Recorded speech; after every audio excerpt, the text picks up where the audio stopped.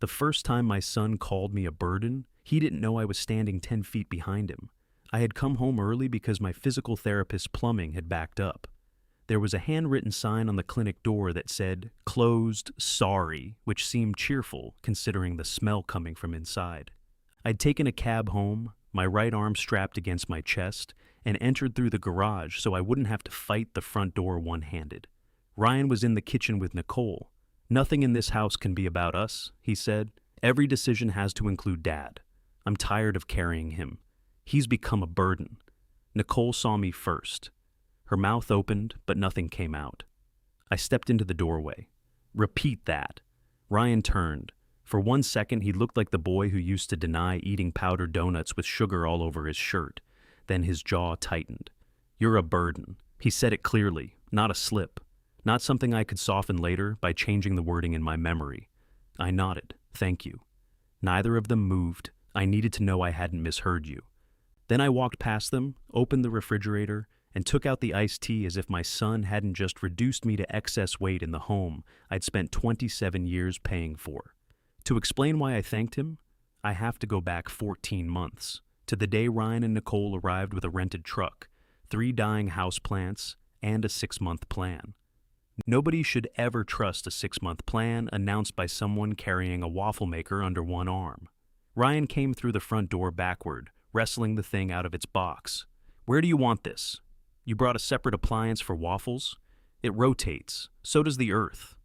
"I don't keep it on the counter." Nicole laughed from the porch. Ryan didn't. He had been sensitive to jokes lately, especially jokes that suggested he'd made an unnecessary purchase. He set the waffle maker beside my toaster and looked around the kitchen like an inspector deciding which walls had to come down. The house was a brick ranch on West Briar, 3 bedrooms, 1.5 baths, with a garage that had always been one good rain away from smelling like wet concrete. I bought it when Ryan was 6 and Allison was 10. Their mother, Ellen, picked the blue tile in the downstairs bathroom and hated it within a year. I'd hated it for 32 years, but kept it because replacing tile that wasn't broken felt like surrendering to vanity. Ryan had grown up in that house. He knew which stair creaked, which burner ran hot, and how hard you had to shoulder the back door in February. Still, he stood there that afternoon as if the place belonged to an earlier civilization. "Where's your microwave?" he asked. "Above the stove? That thing still works?" It heated my soup at noon. He pressed a button to test it. Nothing happened because the door was open. Nicole came in carrying one of the plants. It had long bare stems and 4 leaves, all of them pessimistic. "Don't listen to him, Dean. Your kitchen is perfect. It has a stove and a sink. That's been enough so far." She kissed my cheek and smelled like rain and the peppermint gum she chewed when she was anxious. Nicole was 36, quick to laugh, quicker to notice when someone else needed help. She also had a talent for making a decision on your behalf and presenting it as a favor. "We brought our own towels," she said. I cleared the linen closet. "Oh, you didn't have to do that." I had removed 17 years' worth of towels, sheets, light bulbs, extension cords, and a heating pad that had belonged to nobody I could remember. The contents were stacked in my bedroom behind the door. It needed doing. Ryan came back outside for another load. Nicole waited until he was out of hearing. "Thank you," she said. "I know this isn't what you planned."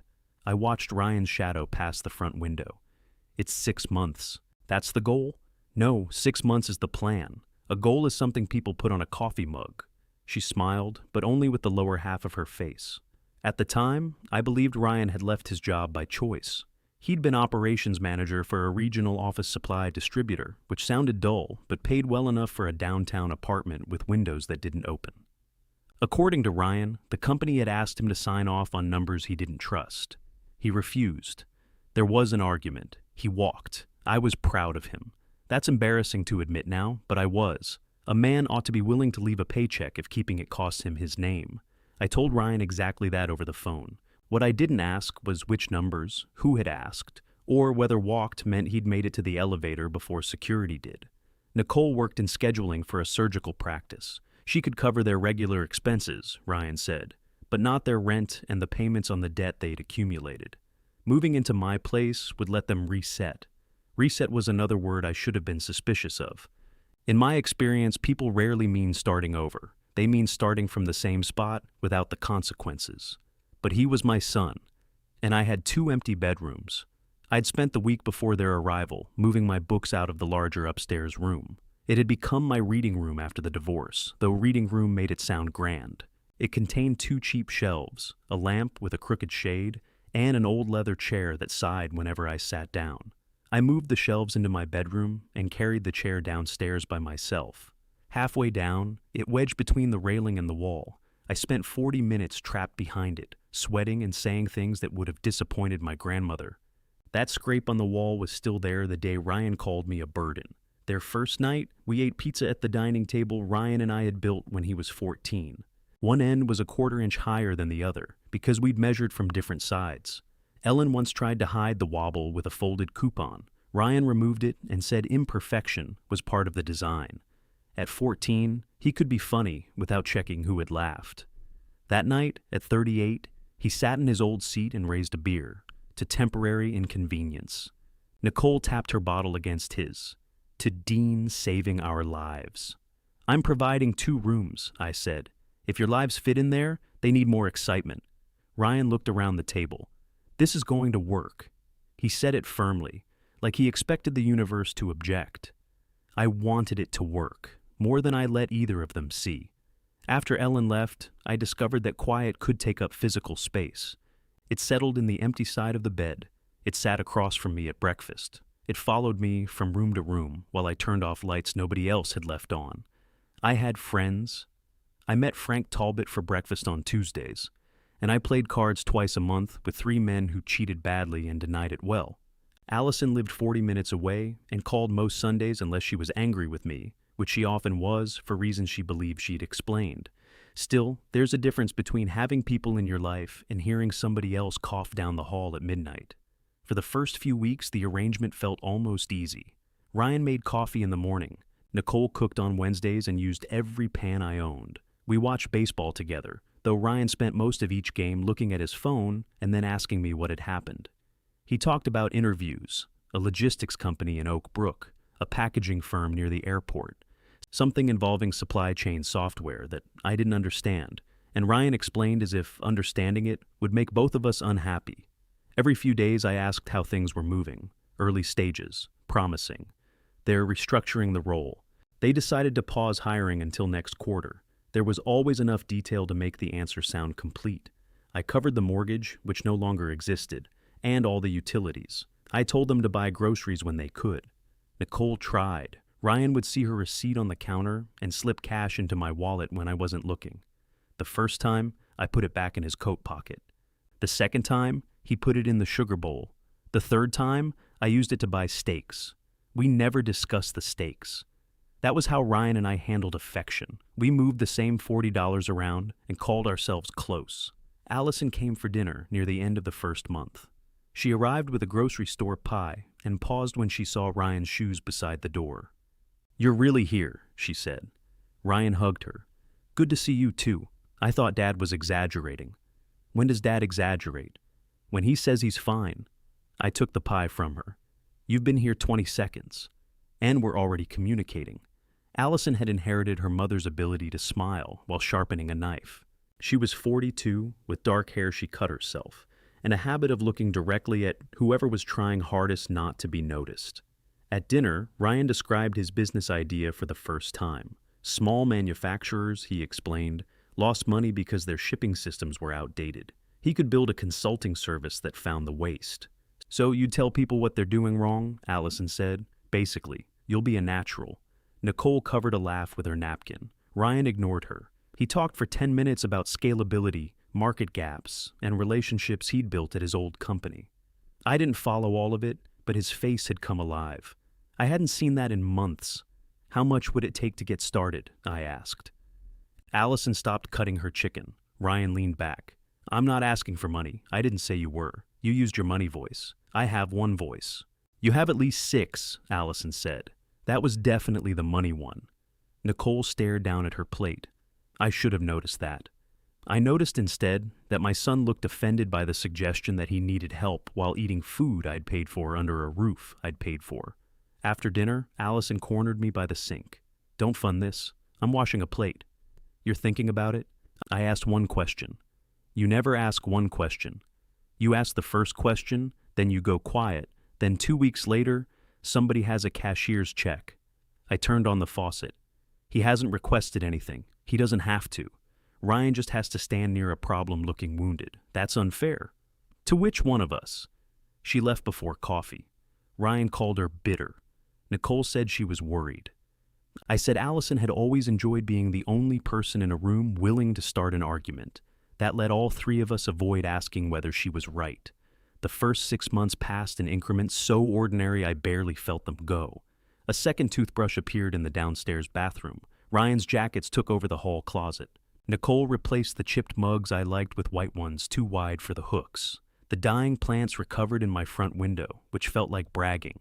On the last day of the 6th month, I came home from breakfast with Frank and found my leather chair missing from its place by the living room window. Ryan had moved it into the basement. We needed more open space, he said. For a moment, neither of us spoke. Then I looked at the pale rectangle in the carpet where my chair had been and said, "You could have asked." Ryan glanced toward the basement door. I didn't think it mattered. That was the problem with most things that changed in my house. They didn't matter until they did. "I sit there every night," I said. "You can still sit in it, in the basement. It's not Siberia." "No.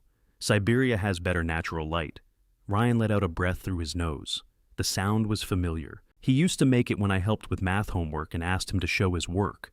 "We're trying to make the living room more functional," he said. "For what function?" "Having people over, moving around, not bumping into a giant chair every time we cross the room." The chair wasn't giant. It was wide and worn, with cracked leather on one arm, where Ellen's old cat had used it as a scratching post.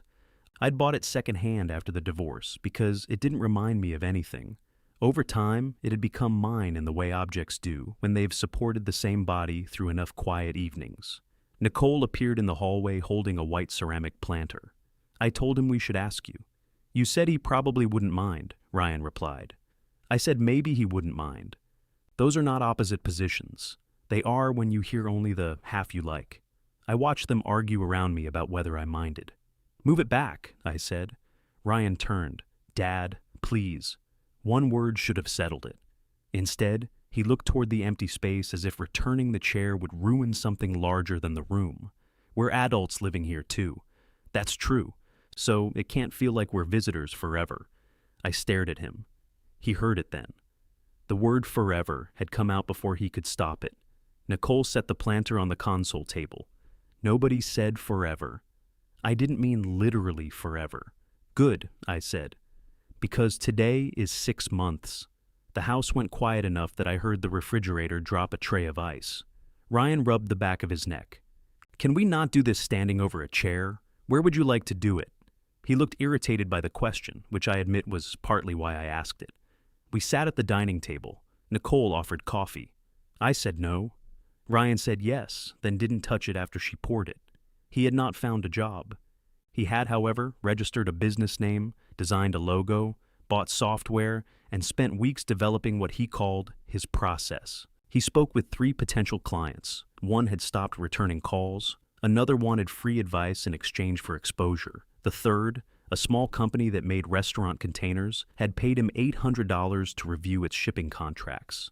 I'd seen that first payment change him. He printed the invoice and left it on the kitchen counter, pretending it had landed there by accident. I congratulated him. Nicole opened a bottle of champagne she'd been saving.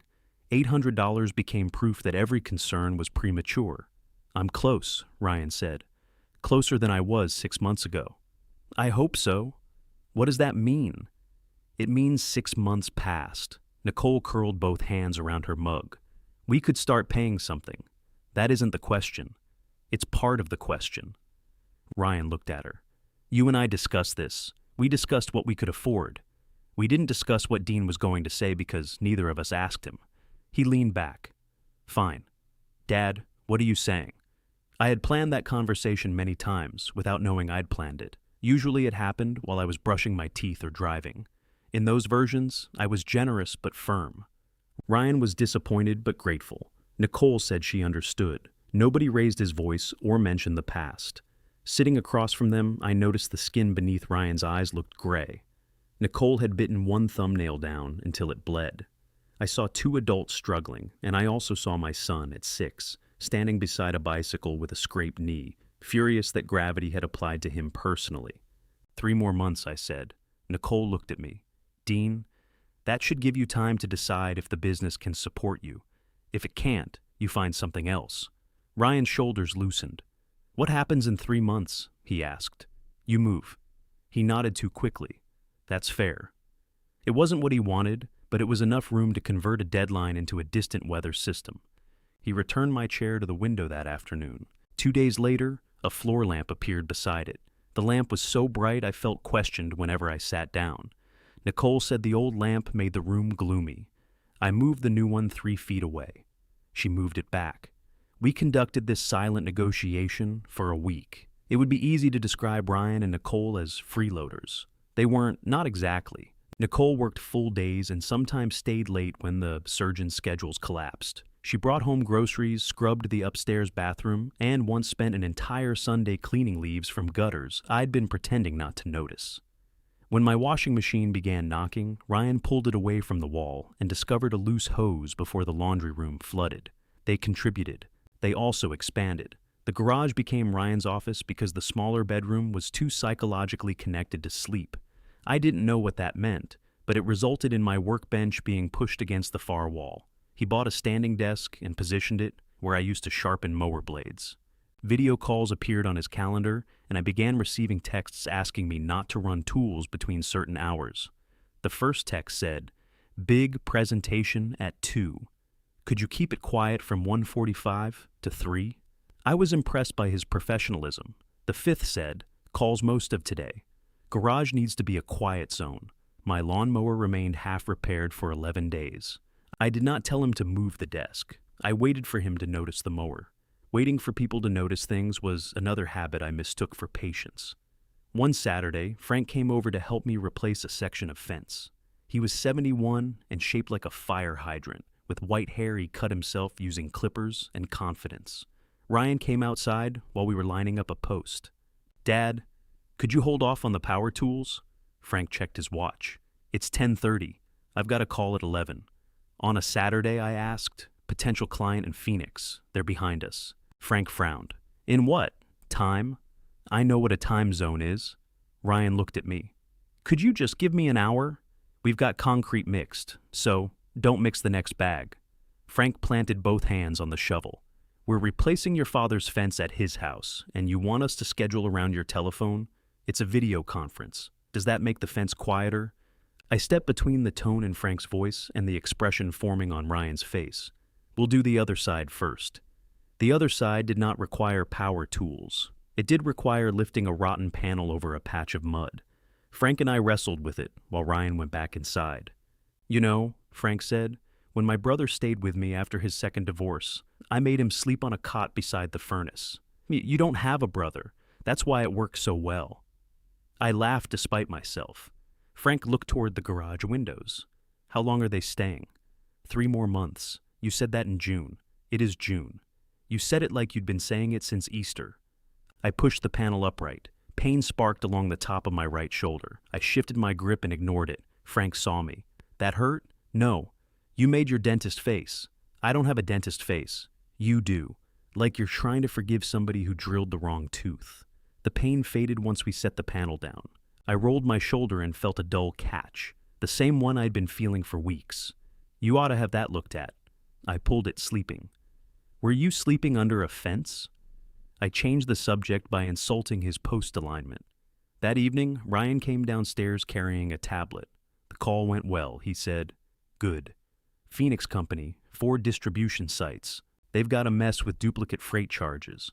I was back in my chair, the bright lamp aimed at my forehead. The ball game was on with the sound low. "That sounds promising. They want a full proposal by Thursday. Are they paying for the proposal?" His face changed slightly. "It's part of the sales process. So, no. It's a chance to land a serious account." I nodded. He remained standing. I knew that posture.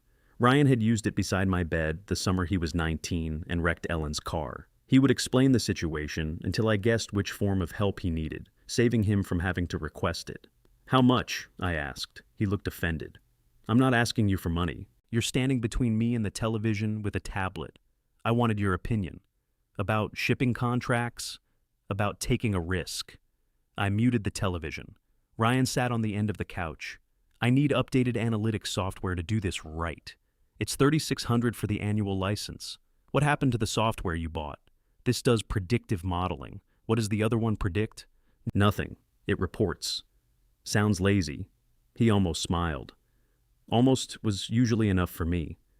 What does Nicole think? I asked. She thinks I should wait until they sign. That sounds sensible. If I wait, the proposal won't show what I can do. So your choices are spend money you don't have or risk losing work you don't have. When you say it like that, it sounds stupid. That doesn't make it inaccurate. He stood. Forget it. Ryan. No, you're right. I'll figure something else out. He made it to the hallway before I spoke again. I could lend it to you. His back remained toward me. I'd pay you back, I know. That was a lie. I didn't know, and neither did he. Nicole found out about the loan when the software company emailed a receipt to their shared account. I heard the argument through my closed bedroom door. You asked your father? I didn't ask, he offered. That's worse. How is that worse? Because now you get to tell yourself it was his idea. The next morning, she was alone at the kitchen table when I came in. She had a legal pad divided into columns and a calculator beside her coffee. Where's Ryan? Driving. He doesn't drive for enjoyment. He does when the alternative is talking to me. She pressed a button on the calculator hard enough to make it slide. You shouldn't have given him that money. I lent it. Then where are the terms? We don't need terms. You're right. Terms are what people use when they want clarity. I took a mug from the cabinet, one of the new white ones. My old chipped mug had migrated somewhere I could no longer find. He has a real opportunity. He has another reason the next decision has to happen right now. You don't believe in the business? I believe Ryan is good at the work. I don't believe he knows the difference between believing in himself and refusing to stop. I poured coffee. Nicole looked at the yellow pad. Do you know why he left his job? He told me. No. She raised her eyes to mine. He told you a version that made it easier for you to admire him. Something tightened in my chest, though I kept my voice flat. What version did he tell you? Before she could answer, the garage door began to rise. Nicole tore the sheet from the pad, folded it twice, and slipped it beneath her laptop. Ask him, she said. Ryan entered carrying my missing blue coffee mug. He took one look at us and stopped. What? He said. Nicole stood, gathered the laptop against her chest, and left the room. Ryan watched her go, then turned to me. I looked at the mug in his hand. Is that where that's been? He glanced down as if he'd never seen it before. It's just a mug, Dad. I know. He set it on the counter between us. Neither of us reached for it. Ryan looked from me to the hallway where Nicole had disappeared. What did she say? That I should ask you why you left your job. His thumb rubbed the handle of my mug. You know why?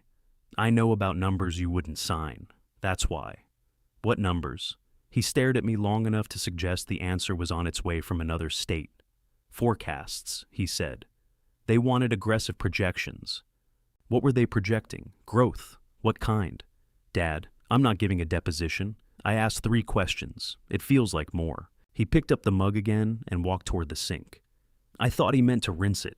Instead, he emptied the coffee and left it there. I had a disagreement with corporate, he said. It got heated. I decided I didn't want to work for people I didn't respect. Did you resign? Yes. Before or after they told you to leave? He turned around. The anger came first, but underneath it was something worse. Fear, maybe. Or shame, recognizing that the door had finally opened. They didn't fire me. That wasn't my question. They gave me a written warning. I disagreed with it. I quit the next day for refusing to sign the projections, for my conduct in the meeting. What conduct? I told a vice president he was lying. Was he? Yes. Then why didn't you tell me about the warning? Because I knew you'd do this. I leaned against the counter. Ask what happened. Stand there looking disappointed. I'm standing because there's no chair in the kitchen, you know what I mean. I did know. That was the irritating part. Ryan crossed his arms. They wanted me to take responsibility for decisions that weren't mine. I refused. The warning was retaliation. And the part where you quit without another job? I wasn't going to stay and let them humiliate me. I thought of the software receipt, the 3-month deadline, and Nicole's legal pad. Does the business have enough money to pay you yet? His face closed. That's what this is about. It's one question. No, it's never one question with you. There's always a verdict hiding behind it. He left before I could respond. I stood in the kitchen with my hands on the counter, trying to decide whether I was angry because he'd lied or because Allison had predicted I'd help him anyway. The blue mug sat in the sink with a brown line drying inside it. I washed it and put it back in the cabinet. That night, Nicole knocked on my bedroom door. She had changed out of her work clothes and wore an old gray sweatshirt with the sleeves pulled over her hands. Did you talk? Some. I shouldn't have said anything. You didn't tell me anything. You told me to ask. That's the same thing in a nicer coat. She sat on the small bench at the end of my bed. It was buried under 2 stacks of books I'd removed from their room. I moved them to the floor. Did you know about the warning before he quit? I asked. After. He called me from a bar at 2 in the afternoon and said he'd finally done what he should have done months earlier. Did you agree? I agreed that his boss was awful. That wasn't the same as agreeing with what he did. Why didn't you tell me? Because he asked me not to, and because I thought we'd be out of here before it mattered. She glanced at the books by her feet. I'm sorry. For what? All of it, I guess. I had never trusted apologies that covered too much territory. They were difficult to hold anyone to. You're not responsible for the decisions he makes. No, but I help make them survivable. The sentence landed closer than she intended. I looked toward the closet instead of at her. He's trying, I said. I know. He got that Phoenix proposal. I know. The software may be what gets him the account. I know that too. She stood. That's what makes this so hard, Dean. If he were lazy, I could leave. If he were cruel all the time, I could leave. But he works harder than anyone I know at the part he wants to do. Then he acts like the rest of life insulted him by existing. At the door, she stopped. Did he tell you when he plans to pay back the $3,600? He will when the business can. She nodded slowly. So, no, the Phoenix company did not hire him. They thanked him for a detailed proposal, asked 2 rounds of follow-up questions, and then used an internal team to make several of the changes he'd suggested. Ryan received nothing. For 3 days, he barely spoke. On the 4th, he came downstairs shaved, dressed, and furious in a way that resembled optimism. He began contacting every small manufacturer within 200 miles. By the end of the month, he landed 2 clients. One paid him $1,500 for a shipping audit. The other put him on a monthly retainer that sounded impressive until I learned it was $900 and included unlimited phone calls. Still, money came in. Ryan paid me $200 toward the software loan. I wrote the amount on a piece of paper and tucked it into my desk. Nicole saw me. You said you didn't need terms. This isn't terms, it's a record. What's the difference? A record is for me. She considered that. Are you going to charge interest? No. Then write that down too. I did. She smiled, though I wasn't sure I'd pleased her. As the 3-month deadline approached, Ryan started leaving printed invoices in increasingly obvious locations. One appeared on the dining table beside my plate. Another rested on top of the television remote. You know, these can go in a folder, I told him. I'm still organizing my system.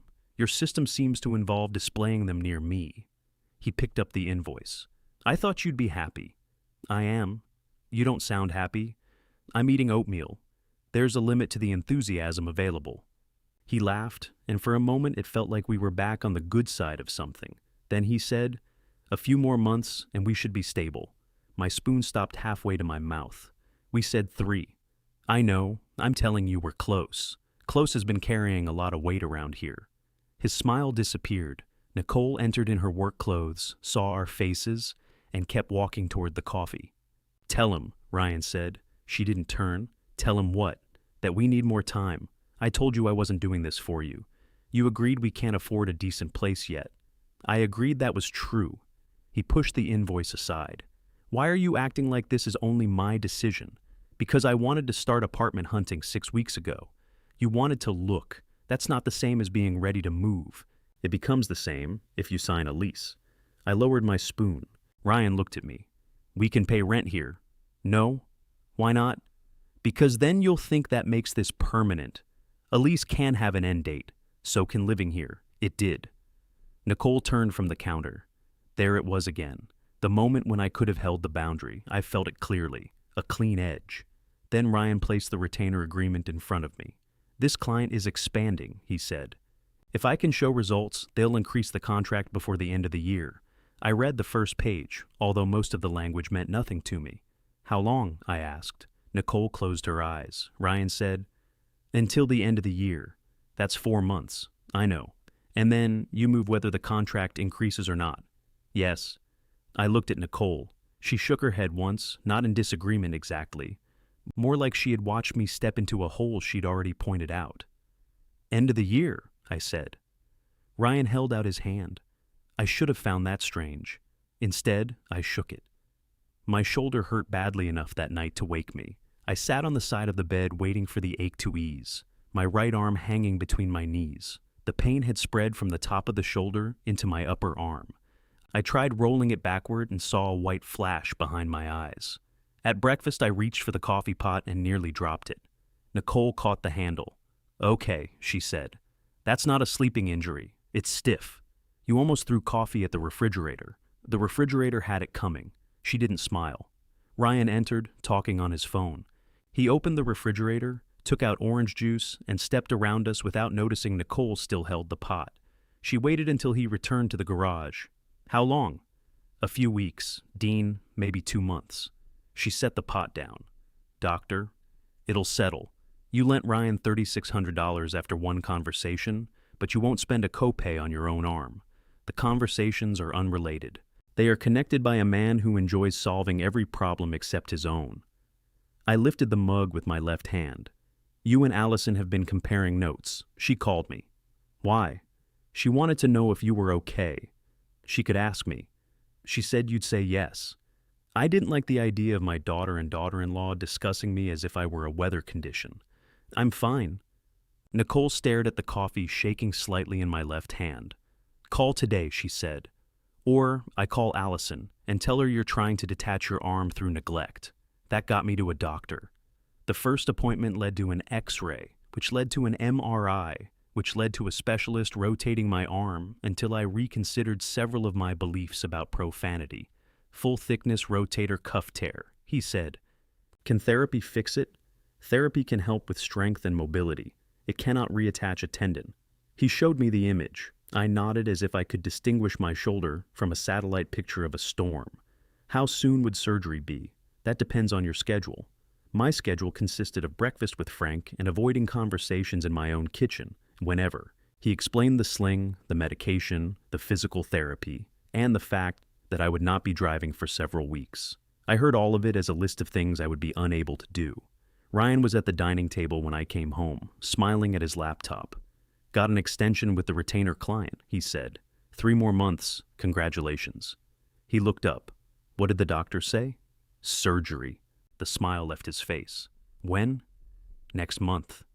"How long are you out?" "I'm not a quarterback." "You know what I mean." 6 weeks in a sling, maybe longer before I can lift much." Ryan closed the laptop. "Okay," he said. "We'll handle it." I pulled out a chair with my left hand. "There's nothing to handle. You'll need rides, food, stuff around the house. I can arrange it."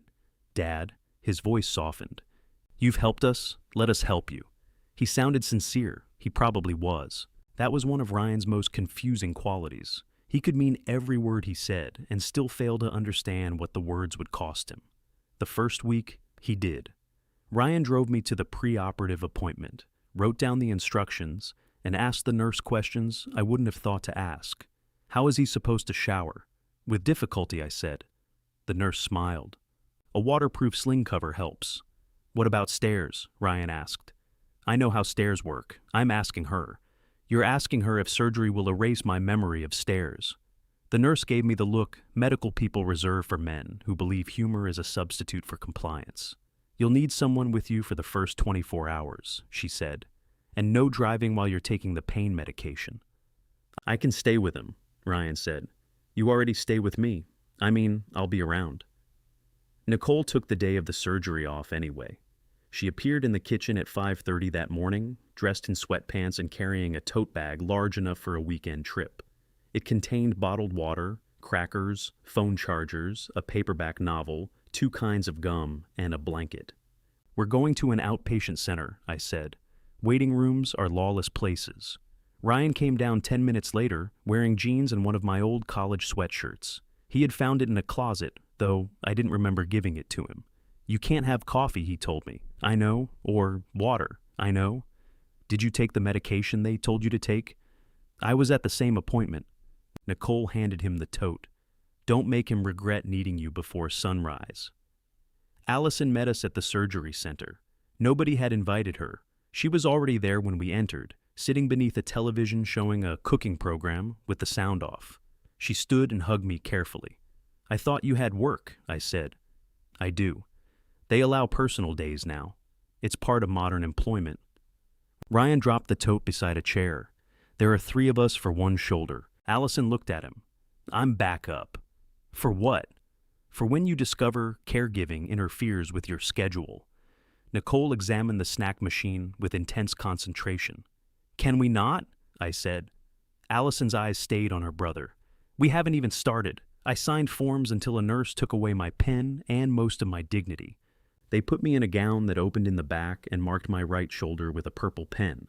I asked if they'd ever operated on the wrong side. The nurse said, not on anyone who mentioned it this many times.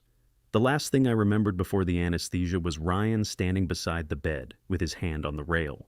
You good? He asked. No. He nodded. Me neither.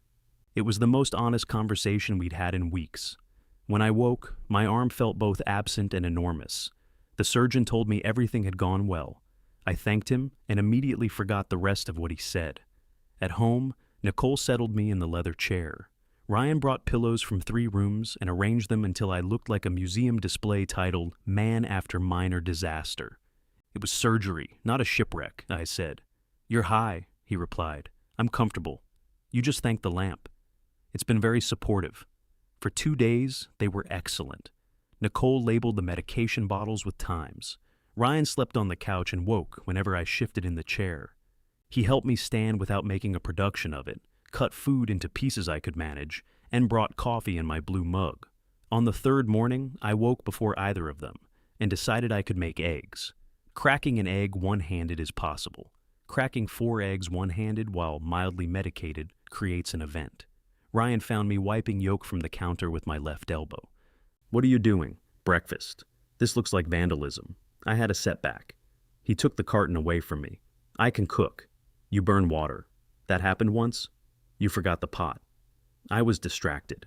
He scrambled the remaining eggs and cleaned the counter. When he set my plate down, I noticed he'd added pepper exactly the way I liked it. I appreciate this, I said. I know. I mean it. I know, Dad. He sat across from me and opened his laptop. That was how it began, help attached to something else. He drove me to my first follow-up while taking a client call through the car speakers. I sat quietly as a man named Greg complained about fuel surcharges. At the medical building, Ryan remained in the car to finish the conversation. Text me when you're done, he said. You're not coming in? Do I need to? No, I didn't. But the empty chair beside me in the waiting room felt different because he'd occupied it the week before. My first physical therapy session was at 8 in the morning. Ryan took me, answered emails in the lobby, and asked on the drive home whether future appointments could be later in the day. Why? Morning is when I get the most work done. The therapist had an opening at 8. They have other openings. I can ask. He nodded. That's all I'm saying. The next appointment was at 4. Ryan had a video call at 4:30, so Nicole left work early to collect me. The one after that, Allison drove. She arrived 7 minutes late with 2 coffees and no apology. You look terrible, she said. I'm wearing sweatpants in public. It's temporary. I meant your face. Good morning to you too. At therapy, she sat beside me while a young man named Caleb moved my arm 6 inches and asked me to rate the pain. 4, I said. Caleb looked at my face. 7? 5. Allison said, 8. Whose shoulder is this? The one lying. On the ride home, she asked how much Ryan and Nicole were doing around the house. They're helping? With what? Everything I can't. Which is lifting, driving, some cooking. Bills? I pay the bills. Groceries, mostly me. Cleaning, Nicole. Laundry, I can do laundry. With one arm, the machine does most of it. She stopped at a red light and looked over. You know you're allowed to need something without earning it first. I don't know what you think that means. It means you don't have to fold Ryan's underwear to justify a ride to physical therapy. I do not fold his underwear. The light changed. Good, she said. That's the line. She was joking, but I started separating my laundry after that. By the fourth week, my sling had stopped inspiring sympathy and become part of the furniture. Ryan no longer asked if I needed anything when he entered a room. Nicole still did, but her questions came while she was moving towards something else. I learned to open jars between my knees. I bought slip-on shoes. I ate sandwiches because they required no cutting. I was not helpless. I also wasn't fine. The house developed a new schedule around my limitations. I needed rides to therapy twice a week and one trip to the surgeon. I ordered groceries, but someone had to bring the bags inside. The furnace filter needed changing. A section of gutter sagged after heavy rain. Each small problem became a request, and each request had to pass through the weather of Ryan's work. Thursday at 3, he said when I gave him the date of my next appointment. I have the monthly review with the retainer client. Nicole can take me. She took off early Tuesday. I'll call Frank. Frank shouldn't have to do it. Then I'll get a cab. That's a waste of money. I looked at him across the kitchen. Those were the options, yet somehow I'd made all of them difficult. I can move the appointment, I said. Ryan sighed. I didn't ask you to move it. I moved it anyway. Nicole grew quieter. She spent more evenings in their room, with the door closed. When Ryan talked about the business, she asked specific questions, when an invoice would be paid, whether a contract had been signed, how much software renewal would cost. He answered as if she were heckling him. One night, I heard her say, I need numbers, not momentum. The next morning, Ryan left before breakfast. Nicole came into the kitchen and opened the cabinet where we kept bills. What are you looking for? An envelope. Helpful. Credit card statement. Gray envelope. Red stripe. I put the mail on the table. It's not there. She opened drawers, moving faster each time. Did you ask Ryan? He said he hasn't seen it. The statement appeared 2 days later beneath a stack of magazines in the garage. I knew because I watched Nicole carry it upstairs, with the muscles in her jaw working. That evening, their argument began behind a closed door and traveled into the hallway. You said you stopped using it. I said I was limiting it. You took a cash advance. For business expenses, you bought a chair. It's ergonomic. You spent $900 on a chair while living in your father's house for free. It's for work. You also spent $1,200 on lead generation. That's how I get clients. Did you get clients? There was a silence. Nicole lowered her voice after that, which made the argument worse because I could no longer hear it. The next week, Ryan missed a payment on the software loan. He didn't mention it, neither did I. I wrote nothing on the paper in my desk. My therapist canceled on a Tuesday afternoon because a pipe had burst in the clinic. The receptionist apologized and asked if I could come Thursday instead. I stood under the handwritten, "Closed sorry" sign, while the smell from inside made my eyes water. Ryan had dropped me off and driven to meet a potential client. Nicole was at work. I called a cab. When I came through the garage, I heard their voices in the kitchen. You promised you'd apply for jobs if the business wasn't supporting us by January, Nicole said. It is supporting us. We live here for free. That doesn't mean I'm earning nothing. It means you don't know what you're earning because your father absorbs the difference. I'm close to landing 2 accounts. You are always close. I need you to apply for actual jobs. I'm not crawling back into some office because you're scared. I am scared, Ryan. Nothing in this house can be about us. Every decision has to include Dad. His appointments, his groceries, what time he needs the car. I'm tired of carrying him. He paused. He's become a burden. Nicole saw me first. I stepped into the doorway. Repeat that. Ryan turned and I watched him choose. You're a burden. Thank you, I said. I needed to know I hadn't misheard you. I opened the refrigerator and took out the iced tea. My hand shook as I set it on the counter. Ryan noticed. So did I. Ryan's eyes dropped to my hand. Dad, I didn't mean don't. The word came out quietly. It stopped him more effectively than shouting would have. Nicole reached for the iced tea. Let me. I can pour it. I couldn't. Not cleanly. The pitcher was too heavy for my left hand, and my right arm was still strapped against my chest. Tea splashed over the rim of the glass and spread across the counter. Ryan grabbed a dish towel. I put my hand over it before he could wipe anything. Leave it. It's spilling on the floor. I said, Leave it. He released the towel. Tea ran over the counter's edge in slow, fat drops. All three of us watched it fall. I don't know why that mattered to me. Maybe I wanted one mess in the house nobody rushed to make disappear. Maybe I needed proof that if I stopped managing things for 10 seconds, the world wouldn't end. Nicole's eyes filled. She looked furious about it. "Dean," she said, "what he said was cruel." Ryan turned toward her. "I know what I said. Apparently not, because you said it twice. He asked me to. You could have apologized." He walked in during an argument, in his kitchen. We're allowed to have private conversations, then have them privately. Their voices began climbing as if I had ceased to be the subject and become the room. "I'm going to bed," I said. Ryan stepped toward me. "We need to talk about this." We did. "You repeated yourself. That's not a conversation. It's enough for tonight." I took the dish towel and wiped the tea from the counter. Some had reached the floor. Nicole crouched with paper towels. Ryan stood between us, his hands opening and closing. "I was angry," he said. I rinsed the towel in the sink. "I know. You heard one sentence. I heard two." "That's not what I mean." I turned off the water. He looked older than he had an hour before. "That should have softened me." It nearly did. "I said something awful because I was cornered," he said. "Nicole was coming at me about work. You walked in at the exact wrong moment. That explains the timing." His face tightened. "What does that mean?" "It means being cornered didn't put the idea in your head." He stared at me. Nicole stood slowly, the wet paper towels gathered in one fist. I went to my room and closed the door. I didn't sleep. Pain pulsed through my shoulder every time I shifted. The surgeon had warned me that recovery wasn't a straight line, but he hadn't mentioned how much anger resembled inflammation. Both made the body protect itself. Both made ordinary movement feel dangerous. Around midnight, I heard Ryan and Nicole's door open. Their voices moved down the hall.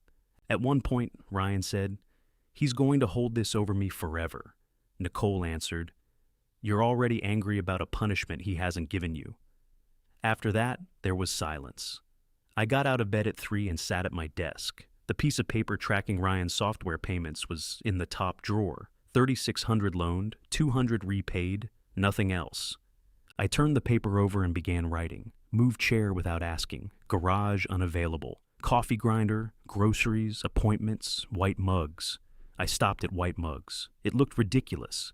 A list assembled by a man preparing to sue his family over interior decorating. I tore the paper in half, then regretted doing it because tearing paper one-handed is much harder than you'd think. I placed both pieces back in the drawer. The next morning, I woke to the smell of coffee. My blue mug was on the table. Beside it sat a plate of scrambled eggs and toast, cut diagonally. Ryan stood at the stove. "You cut my toast. You've got one hand. I have two hands. One's under repair." He turned off the burner. Nicole wasn't there. "She went to work early," he said. I sat down. The leather sling creaked against the chair. Ryan poured his own coffee and took the seat across from me. He looked as if he had dressed for a meeting, though it was barely 7. Navy shirt, hair combed, no laptop. "I'm sorry," he said. I picked up the mug. What I said was wrong. "Yes, I don't think you're a burden." I waited. He leaned forward. "Can you say something? I'm listening. You're doing that thing." "What thing?" "Making me keep talking until I say something you can use against me." "You came here to apologize." "I am apologizing." "Then why are you angry with me?" "I'm not angry." The speed of his answer almost made me laugh. Ryan pushed his plate away untouched. "I've been under a lot of pressure. The business is at a turning point. Nicole doesn't understand that I can't split my focus between building it and searching for a job I don't want. Then there's your recovery, and I'm trying to be available. But every week there's another appointment. I moved the appointments around your work. I know. I'm not saying you didn't. I called cabs, which made me feel like a jerk. That wasn't why I called them. You could have asked me. I did ask. You told me what times were inconvenient. That's not the same as saying no. What would no have sounded like?" He sat back. The eggs cooled between us. "I'm sorry," he said again. "I shouldn't have called you that." I believed he regretted saying it. I didn't believe he understood why he had. "I need you and Nicole to move out." His expression went blank.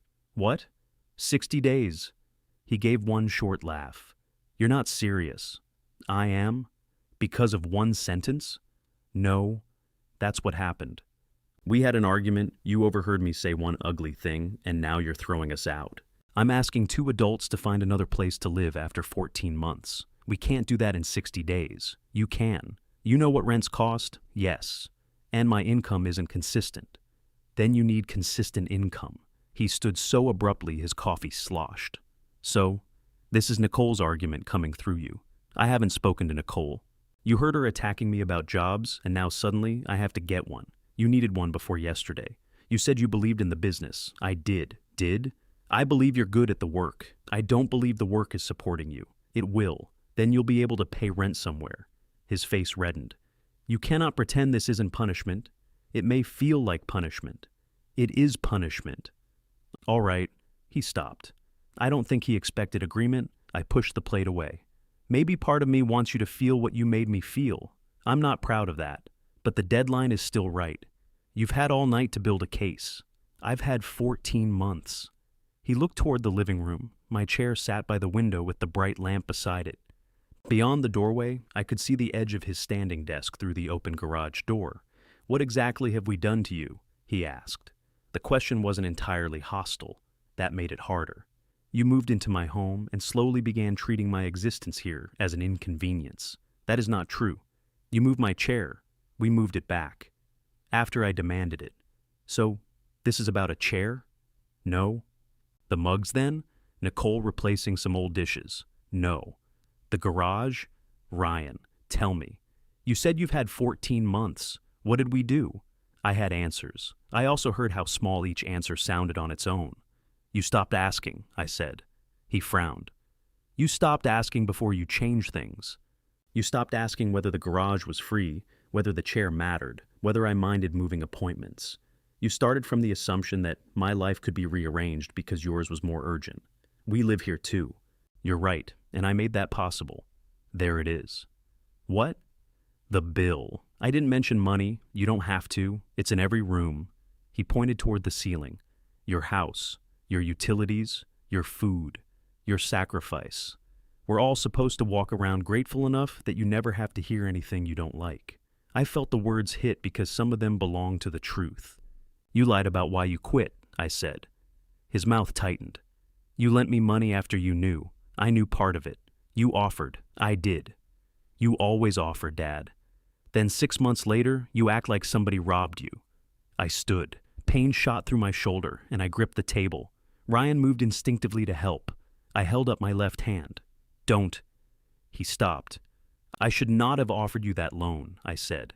I should not have extended the deadline twice. I should not have waited until I resented you before saying what I wanted. His anger shifted, uncertain where to go. That doesn't make yesterday okay, I continued. It means I helped us get here. I'm ending my part. By making us homeless. You have 60 days. That's not an answer. It's the one I have. Ryan looked down at his coffee. When he spoke again, his voice had lost its edge. Does Nicole know? Not from me. He nodded. For a moment, I saw the fear beneath everything else. She might leave, he said. I didn't know whether he meant the house or the marriage. That's between you and Nicole. You really have nothing else to say? I'm sorry you're scared. He laughed without humor. You always sound most reasonable when you're being cruel. Then he walked out. Nicole came home at 6, carrying a grocery bag and a bouquet of yellow flowers wrapped in plastic. She saw me in the living room and raised the flowers slightly. These are not an apology from Ryan. I bought them because the grocery store had them marked down. They look guilty. They were $4. They should. She put them in a pitcher because neither of us could find a vase. I waited until she finished arranging them. I told Ryan you have 60 days to move. The stems stopped rustling. He told me. I'm telling you myself. Nicole set one flower apart from the others, then returned it to the pitcher. Okay, that's all? What do you want me to say? I don't know. That it isn't fair? It is. That I'm surprised? I'm not. She sat on the edge of the couch. Ryan thinks this is about yesterday. It isn't only about yesterday. I know. Her certainty irritated me. How long have you known? That he was starting to resent you? She looked toward the garage. A while. And you said nothing. I told him. I told him every time he complained that your appointments were inconvenient. Every time he acted like making dinner earned him a medal. You didn't tell me. No. I was living in your house, paying almost nothing. married to the problem. I didn't think I had the right to hand you another burden and call it honesty. There was that word again. Nicole looked at my sling. Do you want us both gone? I want you both to make your own arrangements. That isn't what I asked. I considered pretending not to understand. Yes, I said. I need my house back. She nodded once. I can accept that. Her voice broke on the last word. She pressed her lips together until it steadied. What happens to the loan? She asked. I'll work it out with Ryan. Put it in writing. I'm not worried about the money. You should be worried about clarity. She went upstairs. The yellow flowers remained on the coffee table between my chair and the empty spot on the couch. One of them had already begun to droop. I changed the water the next morning and trimmed the stems with kitchen scissors. It was an unnecessary act of faith. The flowers had been discounted for a reason. Still, I set the pitcher in the front window where the light was better. Ryan came in while the coffee grinder was running. He stood in the doorway, hair flattened on one side, and looked at the clock above the stove. It was 6:15. For months, I had waited until after 7 because he said the noise carried into their room. That morning, I had simply forgotten.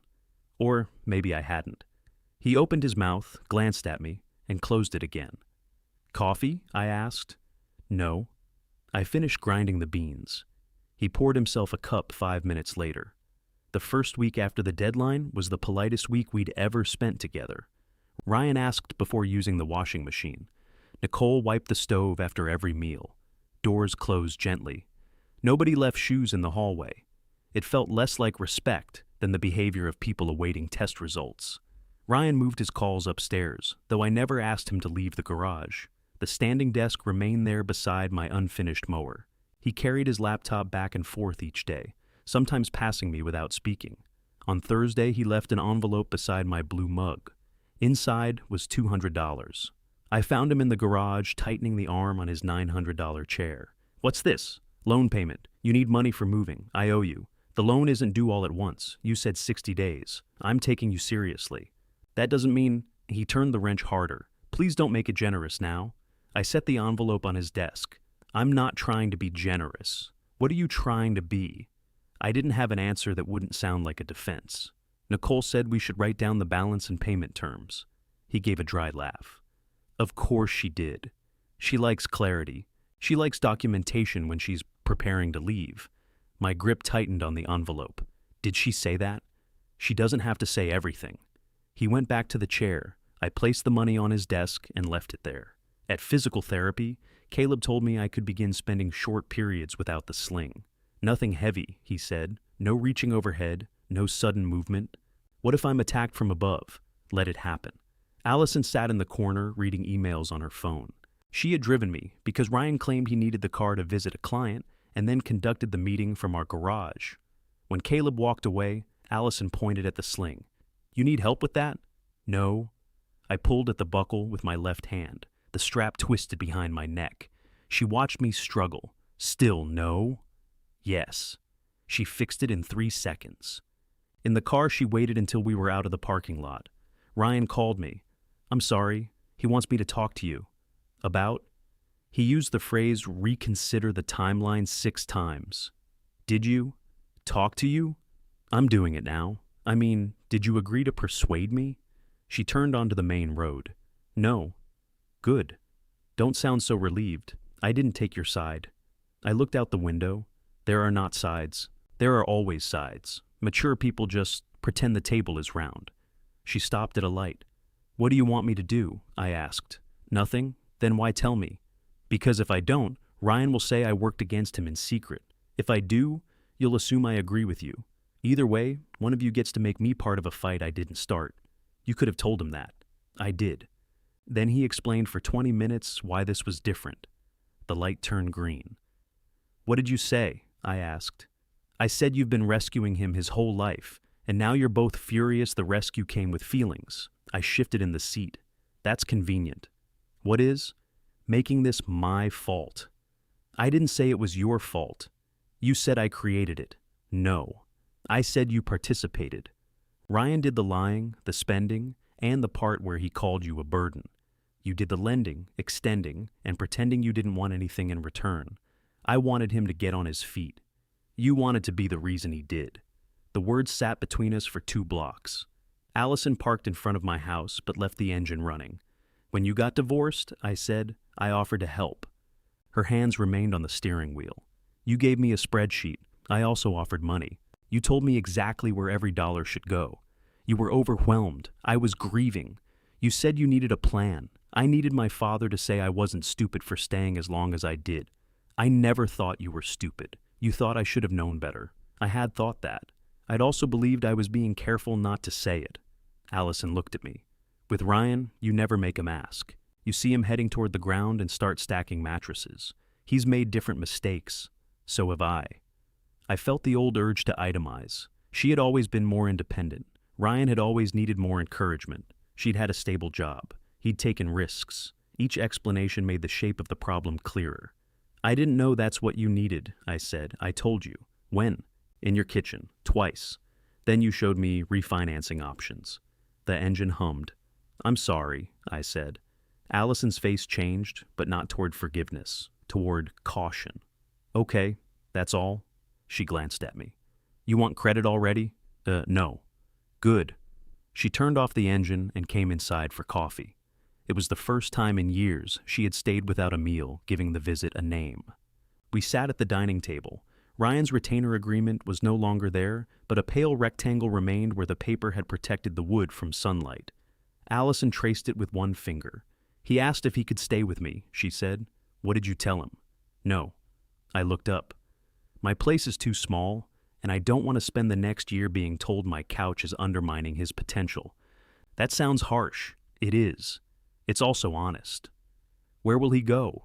He has 53 days to solve that. You counted? He told me 4 times. I tried not to picture Ryan in a rented room with his standing desk pressed against a bed. Allison saw me trying. Don't, she said. I didn't say anything. You got your loan officer face? I don't have a loan officer face. You do. It's the same as your dentist face, but with pity. Frank and Allison had apparently formed an alliance without ever meeting for more than 10 minutes. Ryan entered from the garage. He stopped when he saw us. Did you drive him? No, I came to dance on your grave. Allison, I said. What? He clearly thinks I'm here to celebrate. Ryan set his laptop on the counter. I don't care why you're here. Then why ask? He opened the refrigerator. Did you tell him we talked? He asked. Yes. He looked over the refrigerator door at me. And nothing, Allison said. He's not changing his mind because I told him to. I didn't ask you to tell him to change his mind. You asked me to help him see this was an emotional reaction. It is. Maybe. You still have to move. Ryan shut the refrigerator harder than necessary. Everybody's very comfortable with that. No, she said. We're just not volunteering to fix it. His eyes moved to me. I said nothing. That hurt him more than I expected. I saw it happen. He picked up his laptop and went upstairs.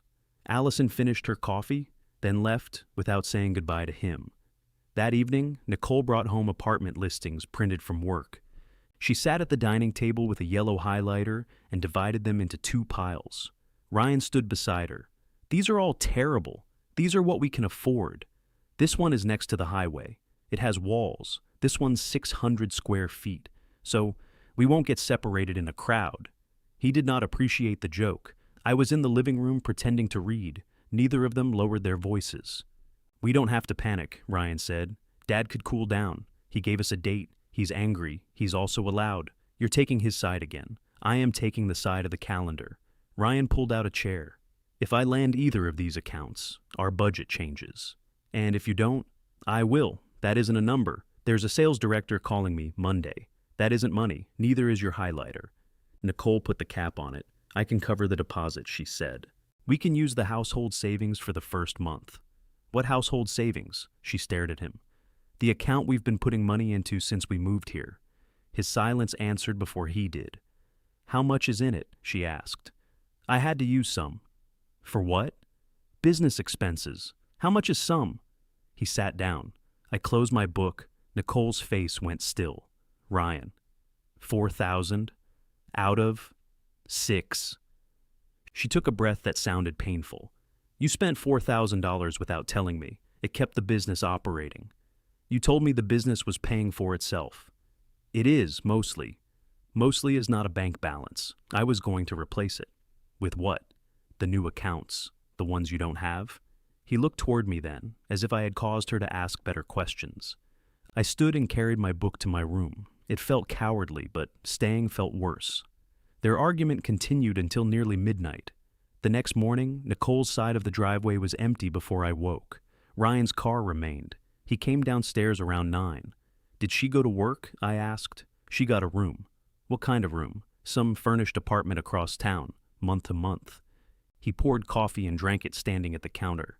I'm sorry, I said. No, you're not. I'm sorry you're hurting. Very precise. I'm trying to be. He set down the mug. She says it's temporary. She says she needs space to decide whether we're looking for a place together or whether she's looking for one. I didn't know what to say. Ryan looked toward the picture in the window. The yellow flowers had opened fully, bright and temporary. Congratulations, he said. You got your house back. Then he went upstairs and closed the door. I almost followed him. The old version of me would have waited 5 minutes, knocked, and explained that Nicole's decision had nothing to do with my deadline. I would have stayed until Ryan accepted the explanation, or became too tired to argue with it.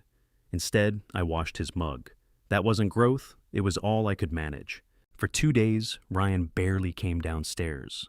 I heard him on calls, his voice bright and confident through the ceiling. He ordered food and left the bags tied neatly in the trash. At night, he watched television in the upstairs room with the volume low. On the third morning, the garage was empty. The standing desk had been taken apart and leaned against the wall. His chair was gone. My workbench had been pulled back to its old place, though he had positioned it 6 inches too far left. The mower sat exactly where I'd abandoned it months earlier. Ryan appeared behind me. Your garage, he said. It was always my garage. I know. He carried the last box upstairs. I stood there longer than I needed to, looking at the cleared floor. I should have felt satisfied. Instead, I saw how quickly a life could be reduced to rectangles and dust. That afternoon, a delivery driver brought my groceries. I tried to lift one bag from the porch and felt the warning pull in my shoulder.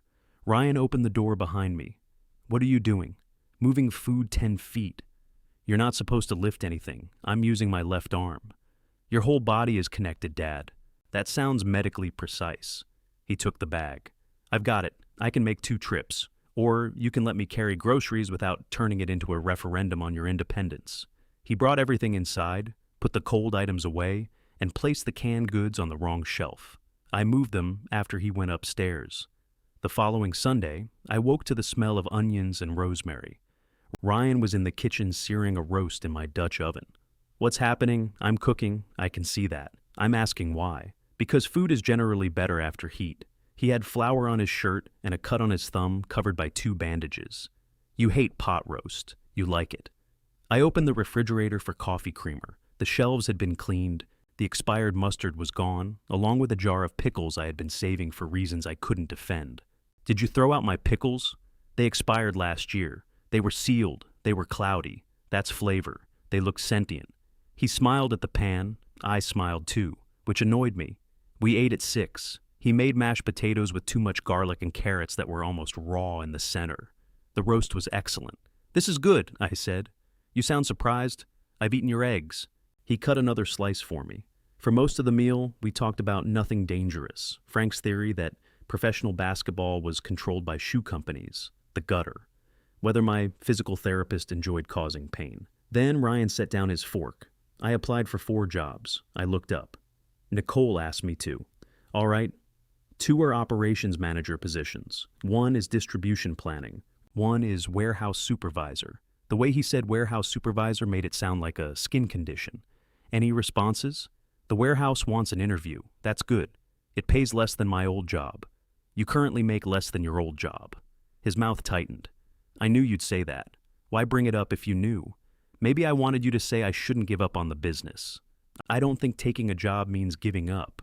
It means I won't have time to build it.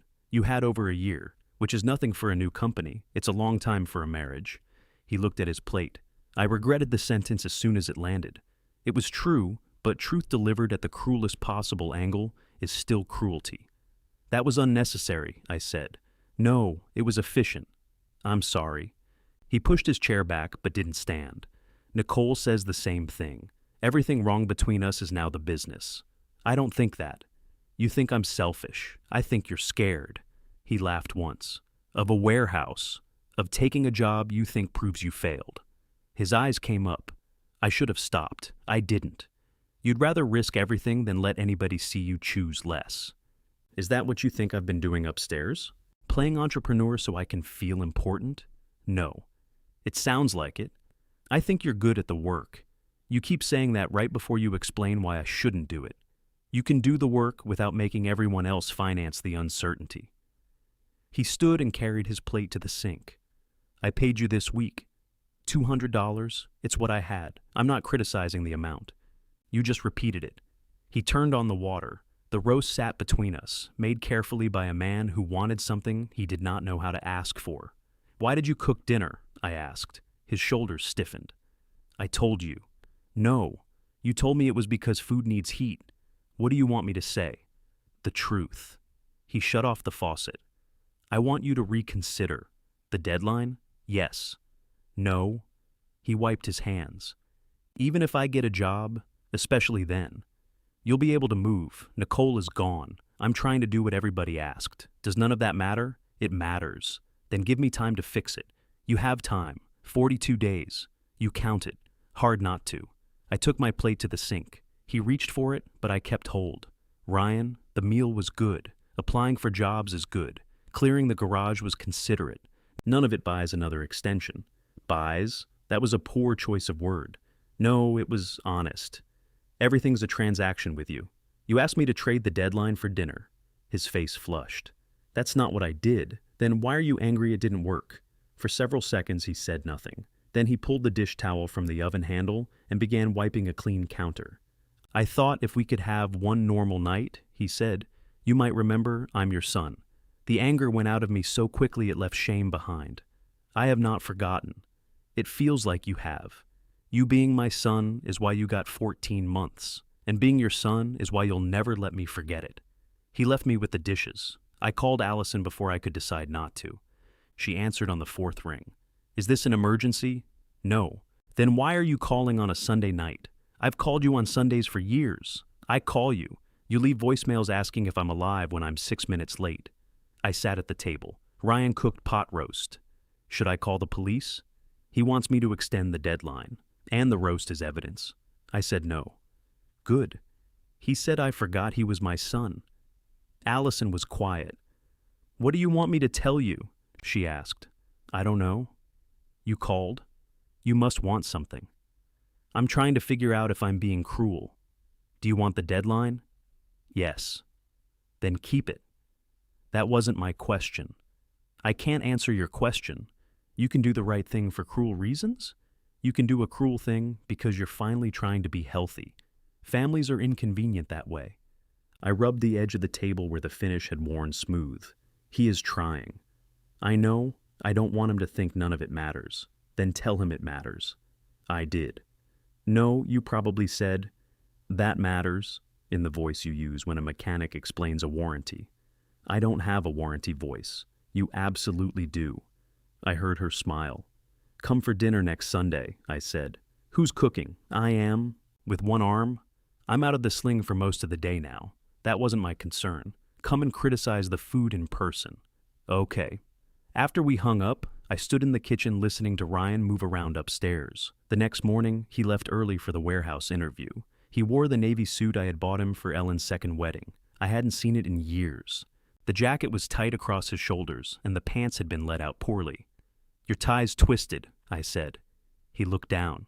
Where? Turn around. I used my left hand to pull the narrow end beneath his collar. My fingers were clumsy. Ryan stood still. You don't have to take the job if they offer it, I said. He glanced back. That's not what you said yesterday. I said taking it wouldn't mean you failed. I didn't say you had to accept. What do you think I should do? The question was a trap we had built together over 30 years. I think you should decide what you can live with, I said. That's vague. It's yours. He faced me. Nicole says I should take it. Nicole is deciding what she can live with. He nodded, picked up his keys, and left. The interview lasted 2 hours. Ryan returned with a paper cup of coffee and an expression I couldn't read. He loosened his tie in the hallway. How did it go? They want somebody who can start immediately. Can you? I guess. Did they make an offer? Not yet. He took off the jacket and folded it over his arm. The director knew my old vice president. I waited. They asked why I left. I told them. All of it? His eyes narrowed. I told them there was a disagreement. What did they say? They said they'd be in touch. He climbed 2 stairs, then stopped. You know what the worst part was? What? The place is a mess. Inventory stacked in fire lanes. Drivers waiting 40 minutes for paperwork. I could fix half their problems in a month. You sound interested. I'm not. He went upstairs. The call came the next afternoon. Ryan listened in the garage, standing where his desk used to be. I watched through the kitchen window as he paced beside the mower. When he came inside, he held an offer letter. They want me, he said. I smiled. Congratulations. He laid the letter on the counter. They want an answer by tomorrow. What are you going to say? He looked at the salary, then toward the stairs, where Nicole's suitcase had left a faint scrape on the wall. I don't know. His phone rang. Nicole's name appeared on the screen. Ryan stared at it until the ringing stopped. Answer it, I said. Ryan turned the phone face down. She'll leave a message. You were waiting for her to call. I was waiting for her to come home. That may not be the same thing anymore. He picked up the offer letter. I don't need relationship advice from you. No. The answer bothered him more than an argument would have. What's that supposed to mean?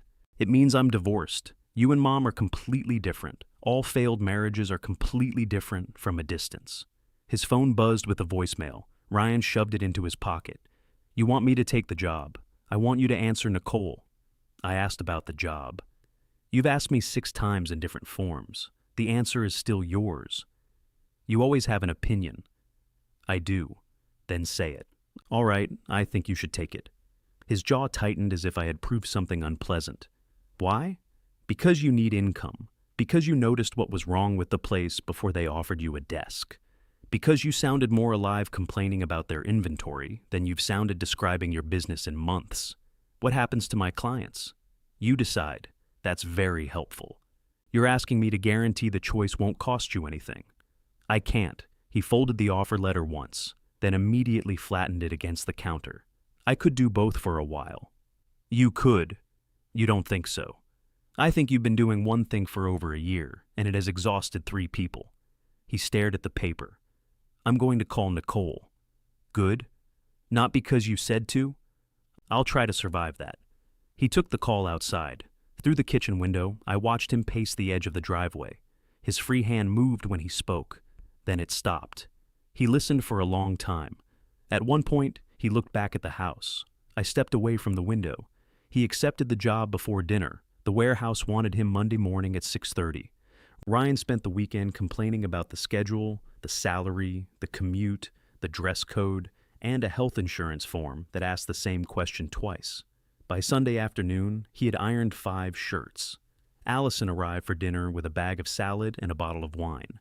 Did you make this? She asked, looking at the pan in the oven. It's lasagna. That doesn't answer me. I made it. Should I have brought antacids? Ryan came downstairs wearing sweatpants and carrying a laundry basket. Allison looked at the pressed shirts draped over his arm. What's this? I start work tomorrow. You got the warehouse job? Yes. Her surprise lasted half a second too long. Ryan saw it. You don't have to sound shocked. I was adjusting to good news. I told you I interviewed. You told me they'd regret not hiring you. They didn't. She smiled. Congratulations. He studied her face for sarcasm and seemed disappointed not to find enough. You staying for dinner? I asked. I live here. That wasn't the question. He shifted the basket against his hip. I don't know. There's plenty. Then yes. It was the first meal the 3 of us had eaten together without Nicole since she left. Her absence had a place at the table. It was in the empty chair beside Ryan, in the dressing I forgot Allison disliked, in the way Ryan checked his phone every few minutes. The lasagna held its shape, which I considered a victory. Allison took 1 bite. This is actually good. Your confidence means a lot. She once ate cereal for dinner 11 nights in a row, Ryan said. I was 23 and happy. You called Dad on the fourth night because you thought you had scurvy. I had bleeding gums. You were brushing too hard. Allison pointed her fork at him. You promised to take that to the grave. For a few minutes, they sounded like themselves. Then Ryan's phone buzzed. He read the message and set it down. Nicole? Allison asked. Yes. How is she? She's fine. Did she say that, or are you ending the conversation? She says the apartment smells like somebody cooked fish in the walls. That's specific enough to be true. Ryan looked at his plate. She's coming Tuesday for more clothes. I cut another piece of lasagna I didn't want. Allison drank some wine. Are you two talking? We talked about the job, about anything else. You know, most people ask how work is going before conducting a marriage inventory. You haven't started work. Exactly. So you skipped a whole question. Allison held up one hand. Fine. Ryan glanced at me. What did you tell her? About us? Nothing. He called me because you made pot roast, Allison said. I closed my eyes. Ryan stared. You called her about dinner? It was more complicated than that. It usually is when you discuss me with other people. You asked her to persuade me. That was different. How? I was trying to prevent this family from falling apart. Allison put down her fork. No, you were trying to keep your room. Ryan turned to her. You've been waiting to say that all night. I wasn't going to say anything until you made yourself the guardian of the family. Easy for you. You gotta leave. I moved out at 19. Exactly. Because living with Dad made me feel like every mistake needed a corrective action plan. The words landed on me, not Ryan. He noticed. What does that mean? I asked. Allison leaned back. It means if I was upset, you turned it into a project. If I was uncertain, you gave me deadlines. If I chose something you didn't agree with, you asked questions until I felt too stupid to defend it. I thought we handled this in the car. We started. Ryan looked between us. You always act like you had it worse, he told her. I didn't say worse. You left, built your own life, and Dad respected you for it. No, Dad assumed I didn't need him. That's different. You didn't need him, I did. He just preferred helping the one who made him feel useful. Silence settled over the table. My first instinct was to defend the facts. I had paid part of Allison's closing costs on her first condominium. I had replaced her transmission. I had shown up with tools whenever she called. All of that was true. None of it answered her. I'm sorry, I said. Ryan looked at me. Allison's expression guarded itself. I set down my fork. When your marriage ended, I treated your pain like evidence that you had made a bad investment. I gave you a spreadsheet because numbers were easier for me than hearing you say you still loved someone who had hurt you. Allison blinked. I thought if I helped you recover fast enough, we wouldn't have to talk about how bad it was, I continued. That was cowardly. You never called it a bad investment. I thought it loudly. Her mouth moved as if she wanted to smile, but didn't trust it. Yes, she said. You did. I'm sorry. She looked down at her plate. Thank you, that was all. It was more than okay. Ryan stood and carried his plate to the kitchen. Where are you going? I asked. I have to be up at 5. We're still eating. I'm done. He rinsed the plate and put it in the dishwasher. He had never rinsed a plate before placing it in the dishwasher. The gesture felt pointed. Allison waited until he went upstairs. That bothered him. What? You apologizing to me? Why? Because you did it right. I looked toward the ceiling. That shouldn't bother him. No, but now he knows you can. I drove myself to physical therapy Tuesday. The surgeon had cleared me for short distances, and Caleb agreed as long as I didn't reach awkwardly across the wheel. I adjusted the seat, checked every mirror twice, and backed down the driveway slower than a hearse. The freedom of it embarrassed me. I had driven for more than 50 years. Still, when I pulled into the clinic parking lot without needing anyone's schedule, I sat there smiling.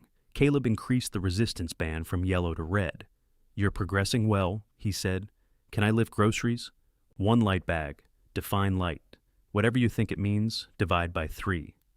On the way home, I stopped at the diner and had coffee with Frank. He looked at my shoulder.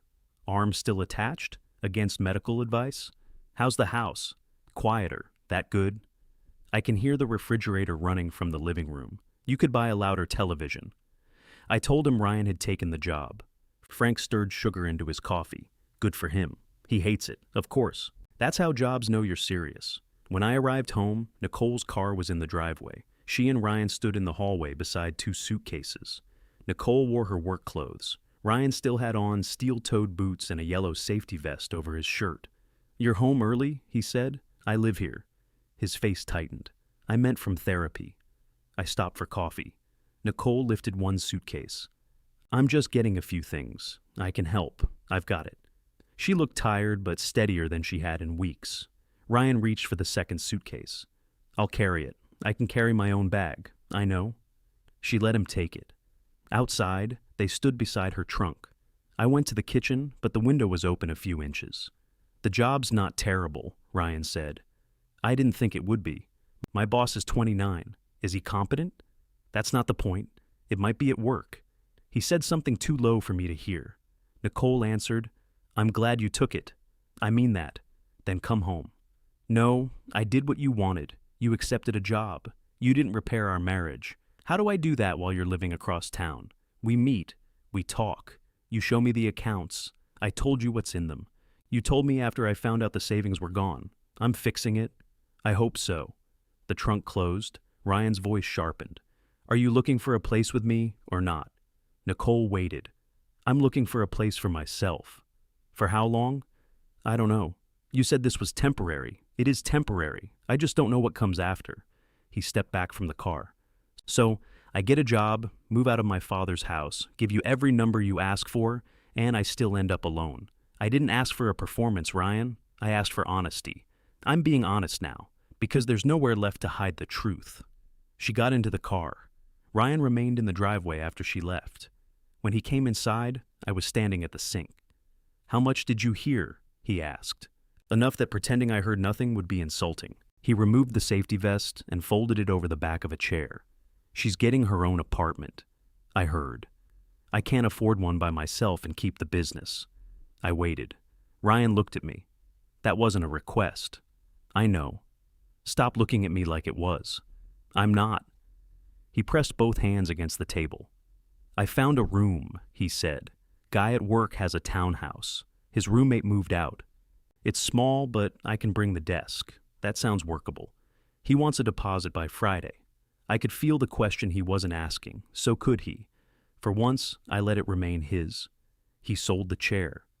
I discovered that Friday when a man with a ponytail arrived in a cargo van and handed Ryan $600. They carried the chair out together while I stood in the garage pretending to reorganize screwdrivers.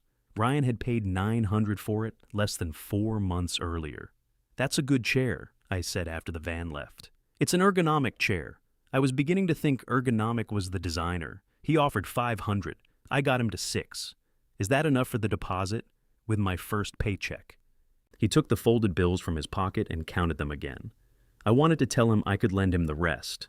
The offer rose automatically, as natural as clearing my throat. I could already see the relief on his face, followed several weeks later by resentment on both of ours. I picked up a screwdriver. "When do you get the room?" "Next Saturday. That's before the deadline. I'm aware." He put the money in an envelope and wrote "deposit" across the front. The word was large enough to read from across the garage. "Do you need boxes?" I asked. "I can get boxes." That wasn't what I asked. He closed the envelope. "Yes." "I need boxes." I had flattened moving boxes behind the furnace from when Nicole and Ryan arrived. They had printed labels in her handwriting: kitchen, bedroom, office, bath, misc. Misc was the largest box. We carried them upstairs in 2 trips. Ryan took most of them because my shoulder still objected to anything heavier than a toaster. In the larger bedroom, his clothes filled the closet and part of a metal rack he'd added near the window. His business books were stacked on the floor. Nicole's side of the room looked abandoned rather than empty. A lamp remained on her nightstand. 2 pairs of shoes sat beneath the bed. A frame photograph of the 2 of them leaned face down on the dresser. "Are those hers?" I asked. "She's coming tomorrow, to pack, to decide." He opened a box with a snap. I left before he had to explain what that meant. Work changed Ryan in small, irritatingly positive ways. He left before sunrise, returned smelling faintly of dust and diesel, and complained about problems he had already begun solving. The drivers were waiting too long for dispatch packets, so he changed the print schedule. Nobody tracked damaged inventory properly, so he created a separate receiving area. His 29-year-old boss approved both ideas. "He's not bad," Ryan admitted one night. The child's supervisor? "I never called him a child. You said he was 29 with great emphasis. He listens." "That must be difficult." Ryan smiled despite himself.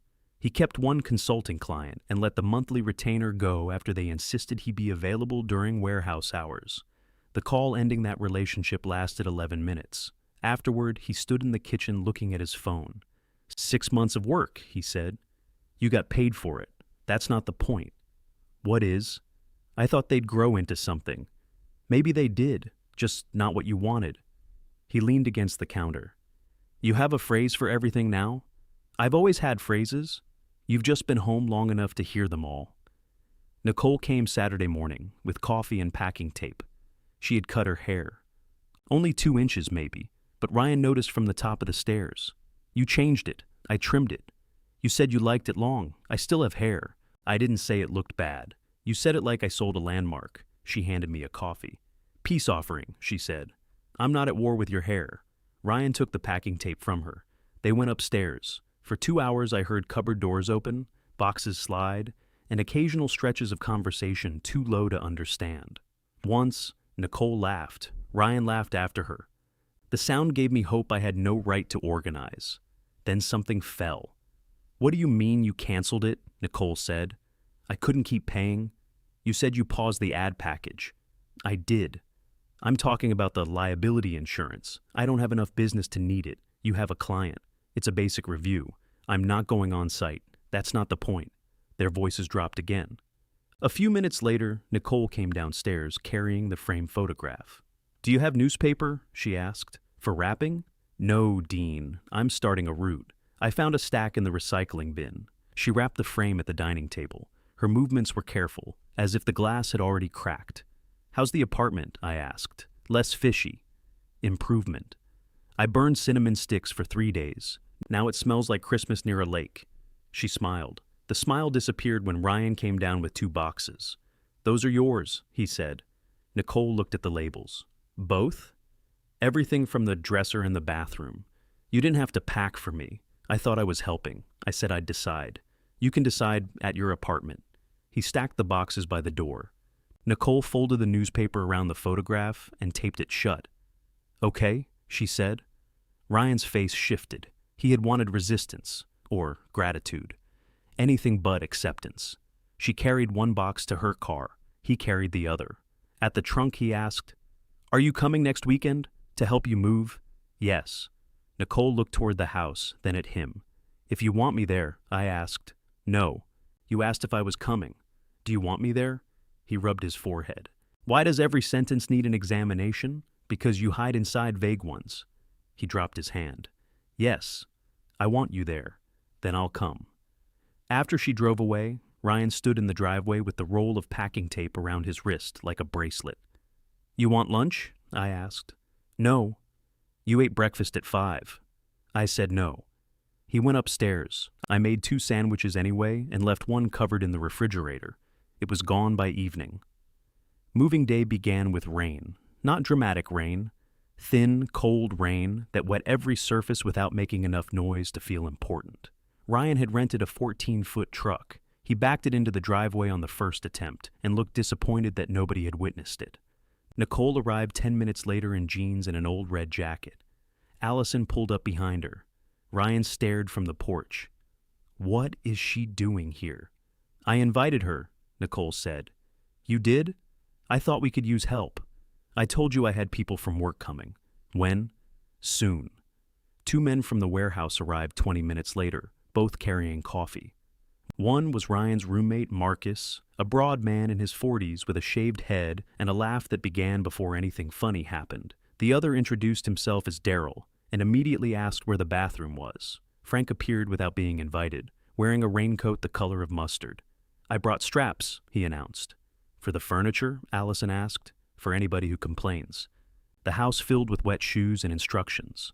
I had been warned not to lift more than 10 pounds. Everyone enforced the restriction differently. Nicole handed me lamps. Allison handed me pillows. Frank handed me nothing and told me to supervise. Ryan moved through the rooms with a clipboard. "You made a moving inventory?" I asked. It keeps things organized. Allison glanced at me. You must be so proud. Leave him alone. Ryan looked up, surprised. So now you defend me? I'm trying variety. The work moved quickly. Boxes went first, then the bed frame, dresser, standing desk, and 3 dying plants that had recovered so completely they no longer seemed grateful. Marcus lifted the rotating waffle maker from the kitchen counter. This goes. It definitely goes, I said. Ryan pointed toward the truck. By noon, the upstairs rooms echoed. Pale squares marked the walls where pictures had hung. Dust outlined the metal clothing rack. Nicole vacuumed while Ryan checked boxes against his list. I found my blue mug inside one marked Office. Ryan took it from me. I use that. I know. It's mine. You gave it to me. I did not. You put coffee in it after my surgery. That's not how ownership works. He looked at the mug, then handed it over. Fine. The word had old habits in it. I carried the mug downstairs. The dining table remained. The truck was nearly full when Marcus pointed to it. What about this? Ryan stood in the doorway, damp hair stuck to his forehead. Stays. I looked at him. You don't want it? It's your table. We built it. You paid for the wood. You did half the work. I was 14. My half was mostly sanding one corner badly. That corner has character. Marcus glanced between us. I can make room if it's going. Ryan shook his head. It's not. The others carried out the last boxes. Nicole followed with cleaning supplies. Allison found Frank arguing with Daryl about the proper use of a ratchet strap and went outside to prevent an incident. Ryan and I were left alone. Rain tapped the front window. The table stood between us, scarred, uneven, familiar. Take it, I said. His mouth tightened. I don't have space. Marcus said the dining area is empty. Then we'll buy something. Why? Because I don't want it. I ran my fingers along the edge. All right. Ryan looked at me. That answer upset him. You're not going to argue? No. Good. He picked up his clipboard, then set it down. I figured you'd keep it. I can, for your collection of sacrifices. The sentence was quieter than the one in the kitchen, but it came from the same place. I looked at the table. Is that what you think this is? You keep everything? It's furniture. It's never furniture with you. It's proof. The house, the chair, the coffee mug, this table. Every object comes with a story about what you did for somebody. I started to answer and stopped. He wasn't entirely wrong. The table had been carrying one afternoon for 30 years. Ryan at 14, sawdust in his hair, laughing when we realized the legs didn't match. I had used that memory as evidence that we had once been close and could be again, if only he remembered it correctly. We built it for you to have someday, I said. I didn't ask for that. No. The word surprised both of us. I asked you to help me build a table because I didn't know how to ask you to spend time with me. You thought it was a chore. His expression changed. It was every Saturday for a month. You complained every Saturday. I was 14. I know.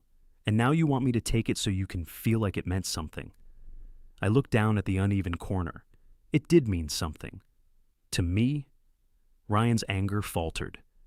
Taking it doesn't erase what you said, I continued. Leaving it doesn't repay me. It's a table. If you can use it, take it. He sat in his old chair. The room around him looked larger without the boxes and smaller without Nicole. I hated this house, he said.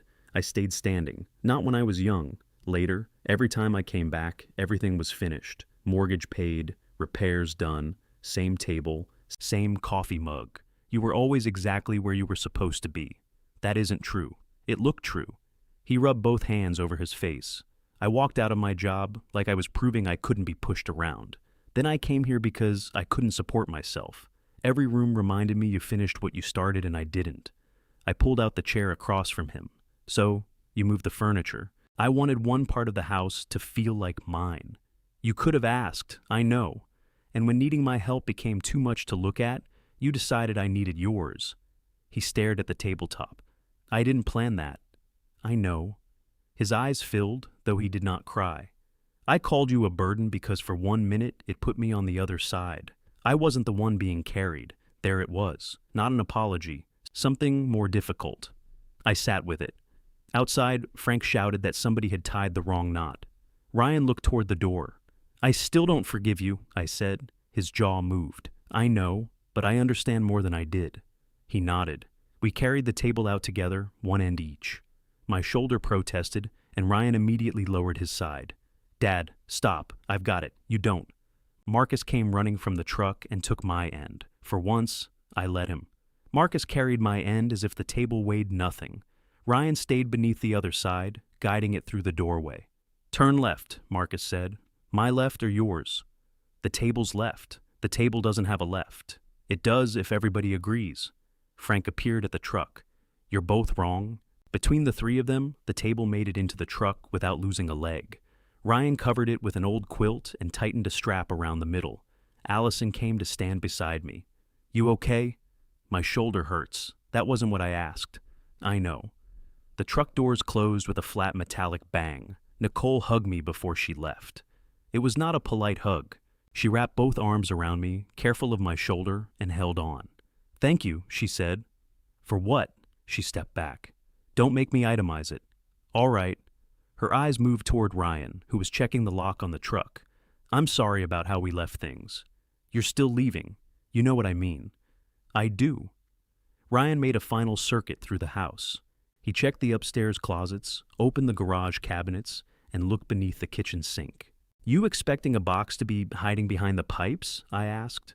Nicole lost a bag of cleaning supplies. She put it in her car. He nodded. The house keys were on his ring. He worked them loose and placed them on the counter. You can keep the front door key, I said. He looked at me. For emergencies. Whose? Either. He slid one key back onto the ring. The gesture felt more intimate than the hug I wanted and didn't offer. I'll text when we get there, he said. Drive carefully. I have driven a truck before. When? I moved into this house. You backed over the recycling bin. It was raining. It's raining now. He almost smiled, then he left. I stood on the porch while the truck pulled away. Nicole followed in her car, Allison behind her. Frank honked once and turned the opposite direction. The taillights disappeared at the end of the street. The silence returned before I closed the door. People talk about getting their house back as though a house rushes to greet you. Mine sat there stripped of movement. The upstairs room smelled of dust and carpet cleaner. The garage had pale marks on the concrete where Ryan's desk had stood. 4 white mugs remained in the cabinet, all facing the same direction. I ground coffee at 6 the next morning. Nobody complained. I sat by the front window and drank from the blue mug while the grinder's echo faded through the house. It did not feel like victory. It felt like hearing my own voice on a recording, familiar but lonelier than expected. For the first week, I cleaned. I removed the lamp Nicole had placed beside my chair and immediately put it back because the old one really was too dim. I shifted my workbench 6 inches to the right. I scrubbed the upstairs bathroom, though it was already clean. I changed the furnace filter and hired a man to repair the sagging gutter because my shoulder was not ready, and I was trying to develop a healthier relationship with common sense. In the hall closet behind a stack of Ryan's empty shoeboxes, I found my old chipped mugs inside a grocery bag. One had "World's Okayest Dad" printed on the side. Allison gave it to me when she was 27. Another was from a hardware store that had closed years ago. A third had no handle. I set them on the counter beside the white mugs. The old ones looked ugly. Nicole had been right about that too. I kept 2 and donated the rest. Ryan sent a text that evening. Settled in, table barely fit. Attached was a photograph of the dining table occupying nearly the entire eating area of Marcus's townhouse. One chair touched the refrigerator. Another blocked a sliding door. The rotating waffle maker sat in the center like a trophy. I wrote, "Looks good," then deleted it. I wrote, "Told you it had character." Deleted that too. Finally I sent, "Glad you took it." He responded with a thumbs up. 3 days later, $200 arrived through a payment app with the note software. I sent back, "Received. Thank you." He replied, $3,000 left. I checked the torn paper in my desk. He was right. I taped the halves together and added both payments. Then, beneath Nicole's suggestion, I wrote, "No interest." I did not write anything else. Allison came over the following Sunday, carrying paint samples. I didn't ask to paint. "You said you wanted to do something with the spare room." I said it looked empty. That's how projects begin. She spread the samples on the kitchen counter. Every color looked like a version of wet flour. "This one is soft linen," she said. "It's beige. This is natural canvas. Beige. Morning oat. Breakfast beige." She held up a gray square. Silver reflection. Garage floor. You're impossible. You brought me 6 versions of surrender. We chose a muted green after 40 minutes of arguing. Allison insisted it made the room restful. I said empty rooms were naturally restful. The plan was to move one bookshelf upstairs, add a small table, and make a place where someone could sit without feeling they had wandered into storage. Allison returned Wednesday evening to help tape the trim. We worked slowly. I rolled paint with my left hand while she cut around the windows. "You missed a spot," she said. "I'm using my bad side. Your left side is not your bad side. It paints like it is." She corrected the line beneath the window. After a while, she said, "Mom called." I kept rolling. "How is she?" "Suspicious. That sounds healthy." She heard Ryan moved out. From Ryan, Nicole. Ellen and Nicole still exchanged holiday messages and information nobody thought to send me. "What did your mother say? That she hoped you weren't enjoying this?" I lowered the roller. "Why would she think that?" Allison gave me a look. "I'm not." "I know." "Does she?" "She remembers how you get when being right costs you something." I set the roller in the tray. That sounds like one of her sentences. It was. The room smelled sharply of paint. "What does it mean?" I asked. Allison stepped down from the stool. "It means you never gloated. You got quieter. Everybody could tell you were hurt, but you made them come to you and admit you'd been right before you'd let the hurt count." I looked at the wet green wall. Did I do that to her? Yes. The answer came without pleasure. Am I doing that to Ryan? I don't know. Are you waiting for him to apologize correctly? I thought about the table. His confession had been real, but I had told him I didn't forgive him. Maybe. You don't have to forgive him before you're ready. What's the difference? Between needing time and making somebody perform? Yes. She wiped paint from her finger. One ends when you feel safe, the other ends when you win. I picked up the roller. You and your mother practice these lines? We have a workshop. She went back to the window. We finished the first coat without saying much else. The room looked better. I told her that, and she accused me of sounding surprised. At my next therapy session, Caleb had me lift a 2-pound weight above shoulder height. My arm shook on the way down. That is discouraging, I said. That is progress. Your business has generous definitions. You couldn't lift your own arm 6 weeks ago. I could lift the other one. He gave me the weight again. On the drive home, I passed the warehouse where Ryan worked. It was a low gray building behind a line of freight trailers. I slowed without intending to. Through the open gate, I saw men in safety vests moving pallets. I couldn't tell which one was Ryan. I kept driving. He called that night, not texted, called. "Hey," he said. "Hello." For several seconds, neither of us knew what the call was for. "How's your shoulder?" he asked. "Improving. I lifted 2 pounds repeatedly today. Show off. How's the job?" "Busy, still a mess, less of one."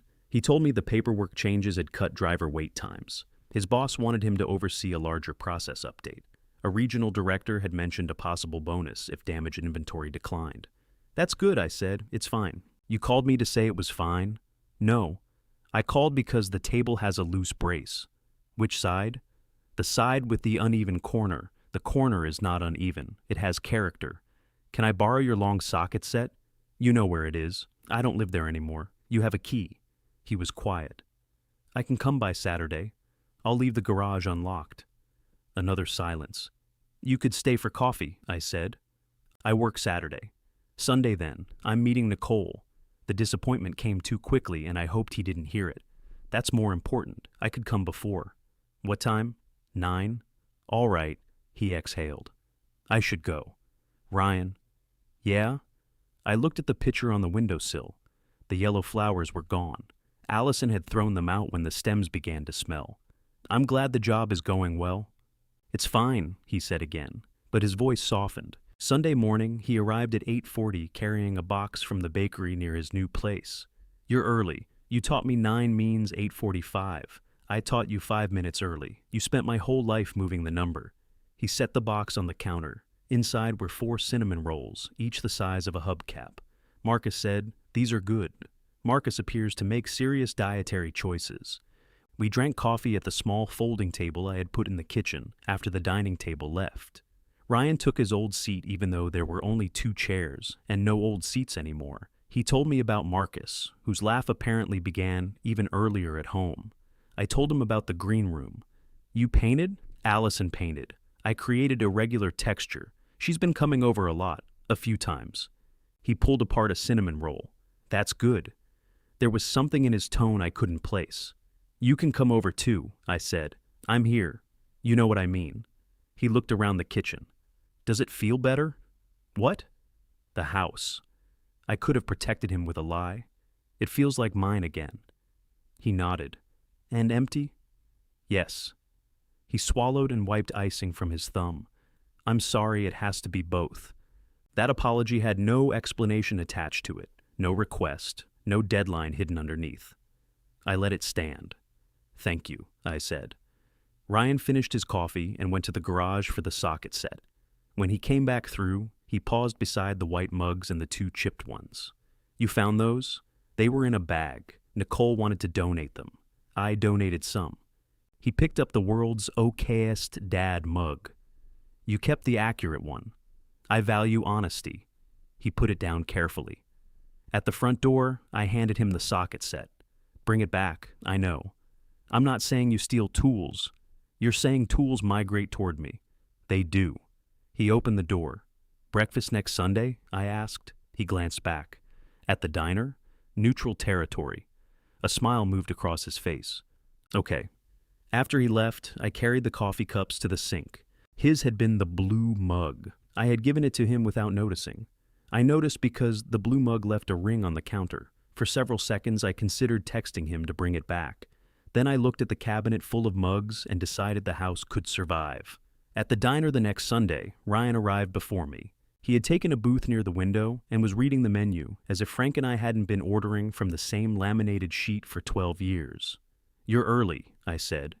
You're later than 8:45. It's 8:43. I had to prepare. For eggs, for neutral territory. The waitress Marlene came over with coffee. Where's Frank? She asked. Not invited, I said. Ryan looked up. You told him not to come? I said I was having breakfast with you. So you told him not to come. Marlene filled our cups. He's at the counter pretending not to look over here. Frank raised one hand without turning around. Ryan laughed. It was a start. Our first breakfasts lasted less than an hour. We avoided the house, Nicole, the loan, his business, my divorce, and anything either of us had said in a kitchen. That left sports, weather, work, and Frank. Frank provided enough material. One morning, he tried to send back toast because it was too rectangular. Another time, he claimed Marlene was watering down the decaf. It's already decaf, Ryan said. What would she gain? Volume. You think there's a black market for weak coffee? I think you're asking the right questions. By the third breakfast, Frank had moved from the counter into our booth without being invited. By the fifth, he began arriving late on purpose, so Ryan and I had time alone first. We both knew what he was doing. Neither of us mentioned it. Ryan brought the socket set back after 2 weeks. It was clean, every piece in the correct slot. You polished these? I asked. Marcus spilled beer on the case. That does not answer the question. Yes, I cleaned them. He handed me the blue mug too. You can keep it, I said. You said it was yours. It is. I'm letting you use it indefinitely. That sounds like a loan. No terms, no interest. He turned the mug over in his hands. Nicole says when you call something indefinite, it means you're afraid to decide. She's not wrong. He took it home. The small payments continued. 200, 300, 200 again. Each arrived with software in the note, as if we might confuse the money with something warmer. I added the amounts to the taped paper. When the balance reached 1,900, I stopped checking whether the payments came on Friday. That felt like progress too. Ryan's job gave him a bonus after damaged shipments dropped for 3 consecutive months. He told me at breakfast while pretending to complain about the tax withholding. That's excellent, I said. It would be more excellent if the government hadn't taken a third. The roads to your warehouse didn't build themselves. You sound like a pamphlet. What will you do with it? He opened a packet of jelly. Pay down the credit card. Put some back in savings. Good. He glanced up. That's it? What else? You're not going to tell me how much should go. Where? I can if you want. No? Then I won't. He spread jelly on his toast, waiting for advice that didn't come. You think I should pay you, he said. I think you should decide. That answer is still irritating. It's growing on me. Nicole joined us once. Ryan asked 2 days ahead. He used the word comfortable 3 times. If it makes you comfortable, would it make you uncomfortable? Probably. Then she shouldn't come? No. Discomfort isn't fatal. That sounds like something Allison told you. It sounds like something Allison would charge for. Nicole arrived in a green sweater I hadn't seen before and slid into the booth beside Ryan, not across from him. I noticed. So did he. She and I spoke easily until he went to the restroom. Then we both became aware that ease could look like a conspiracy. "How's the apartment?" I asked. "Still smells like cinnamon. Better than fish, marginally." She folded the corner of her napkin. "Ryan says you've been meeting every Sunday." "Most Sundays." "That's good. It's breakfast. That can still be good." She looked toward the restrooms. "He's different at work." "How?" "He comes home tired for the right reason. Home? His place. I go there sometimes." I drank my coffee. "We're seeing a counselor," she said. I nearly asked how it was going. Instead, I said, "I hope it helps." Nicole smiled. That was very restrained. "I'm in training." When Ryan returned, she moved her coat so he could sit closer. They did not hold hands. Their knees touched under the table. That was enough information. Allison and I found a round oak table at a resale shop. It had 4 chairs, no visible history, and a water stain shaped like Michigan. "You like it?" she asked. "It's level. That is not a feeling. It's a table. I shouldn't have too many feelings about it." She ran her palm over the water stain. "This could be our lake. I'm not paying extra for Michigan." The owner knocked $50 off because one chair had a cracked spindle. Allison and I repaired it in the garage. She held the pieces while I applied glue with my right hand. My shoulder had regained most of its range by then. I could lift a gallon of milk and reach the top kitchen shelf, though throwing anything remained discouraged. Frank said that ended my baseball career at the right moment. We set the round table in the dining room. It looked too small for the space. "Give it time," Allison said. The first meal there was takeout Chinese because neither of us felt like cooking. She opened a white carton and told me she had been offered a position supervising a larger team.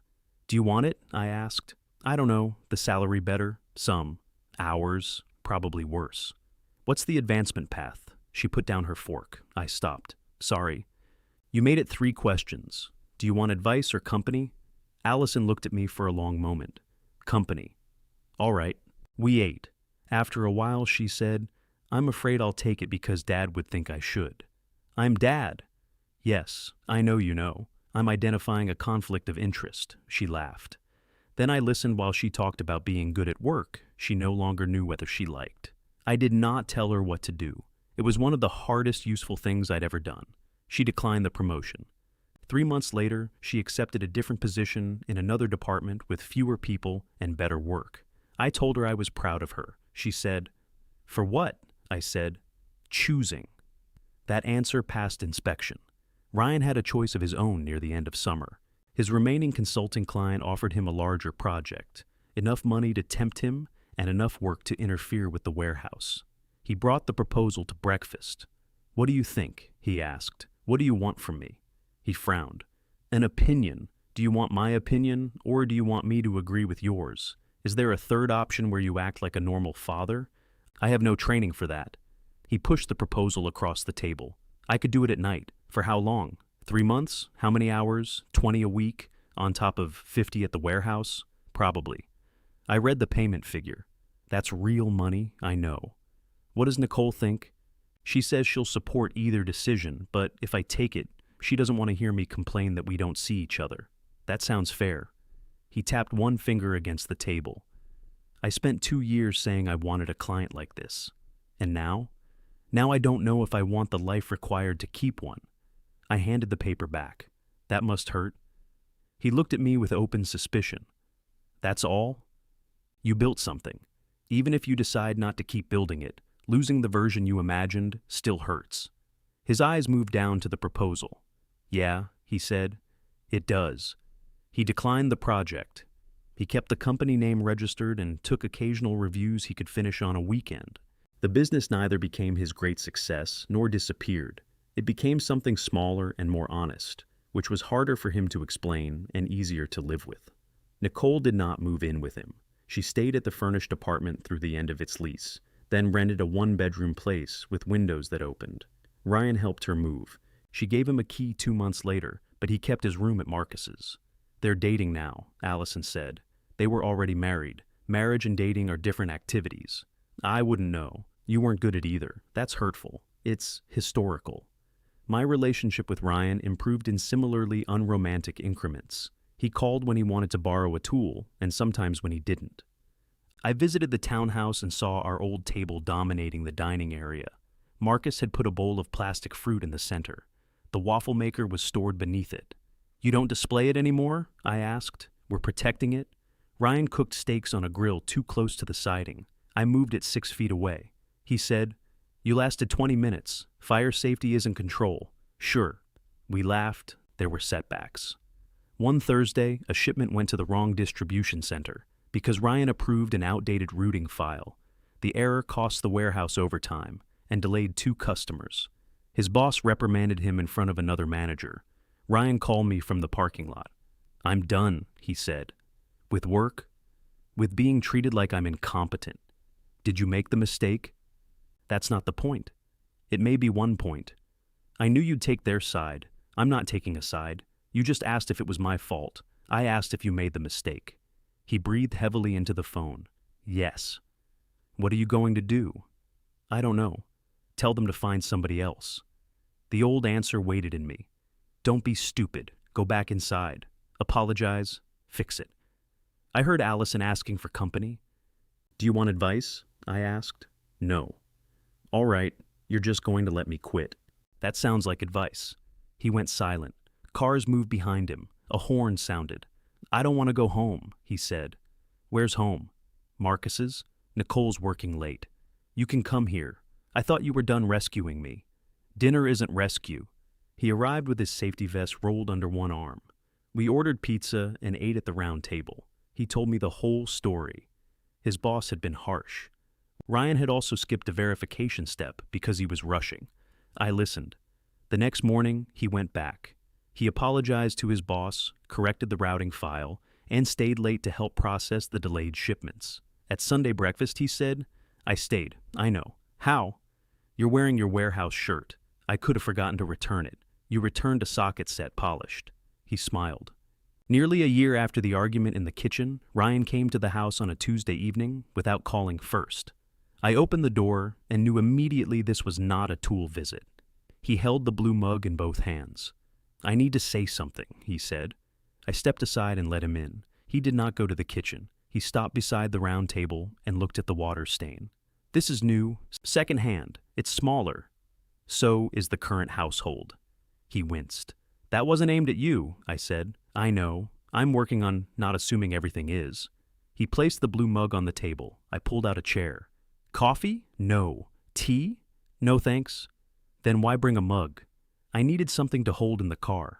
He sat. I took the chair across from him. For a while he turned the mug slowly between his palms. The glaze had a small crack near the base. I didn't remember it being there.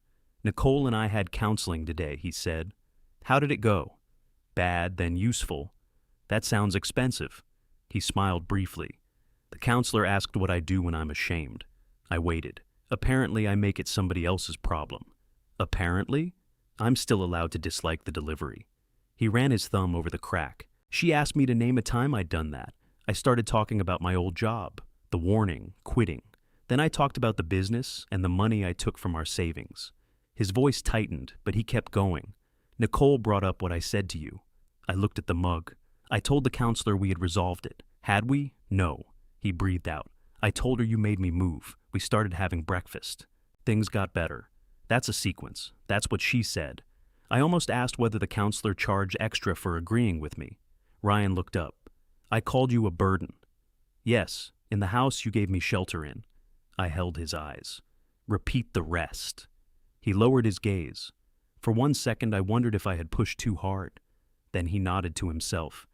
You were carrying me, he said. You were paying for the house, the utilities, most of the food. You loaned me money. You kept moving your life around because I said I was close. His fingers tightened around the mug. Then you got hurt, and I had to drive you to a few appointments. I cooked for a couple of days. I carried groceries, that was all. You were still doing more for me with one working arm than I was doing for you. I said nothing.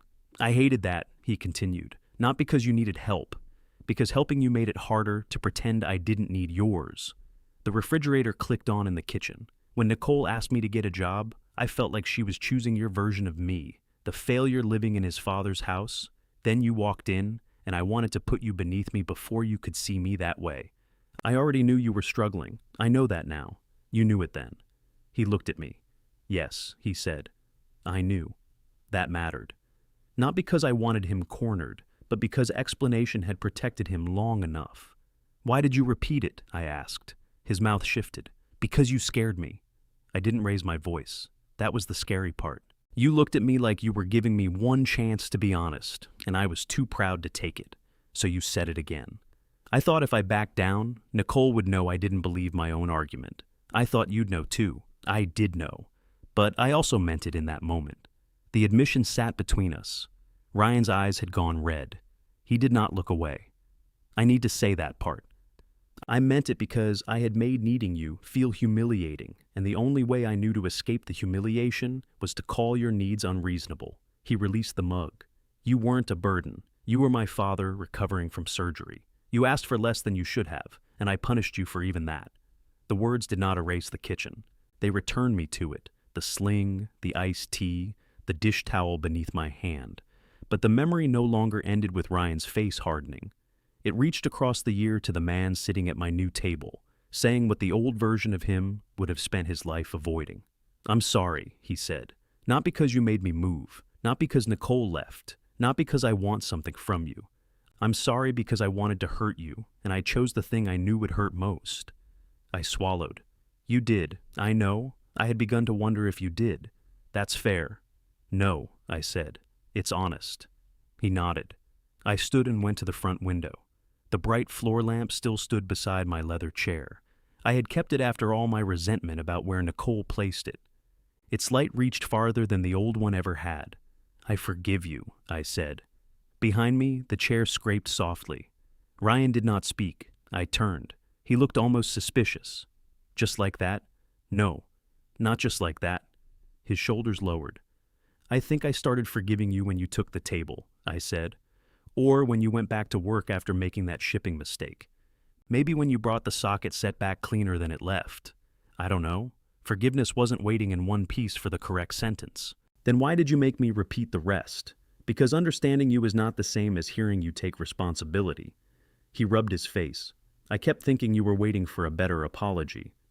I was. That sounds contradictory. It is. He gave a small laugh. I returned to the table. There's something I need to say too.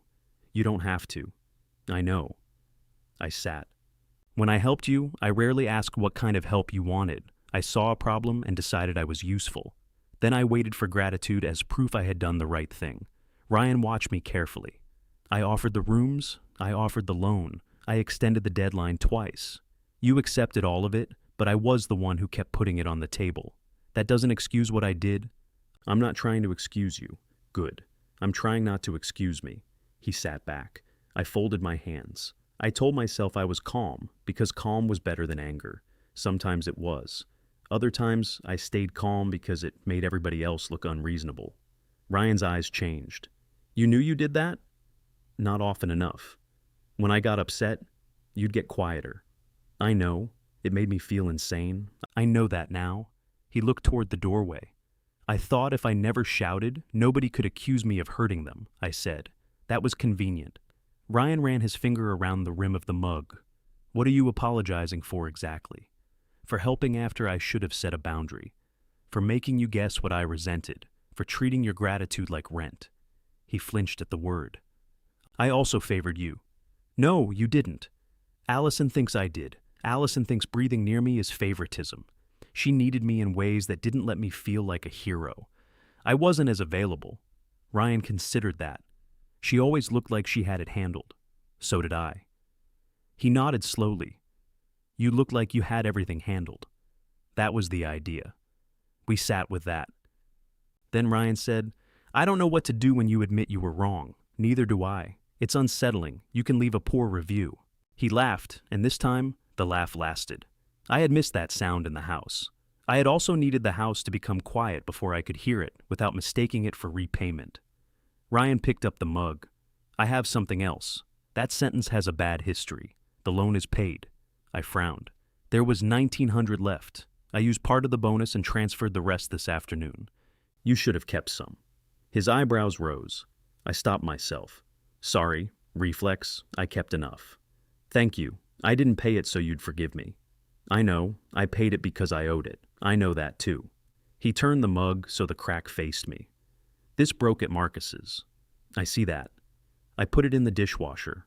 That mug survived 30 years until it met an appliance. I can replace it. No, it leaks a little. So do I. He looked at me. Keep it, I said. Even broken? Especially now. He smiled. At the door, he put one hand on my shoulder, the repaired one. I covered his hand with mine. Then I pulled him into a hug. Ryan froze for half a second before his arms closed around me. We stood there longer than either of us would have admitted.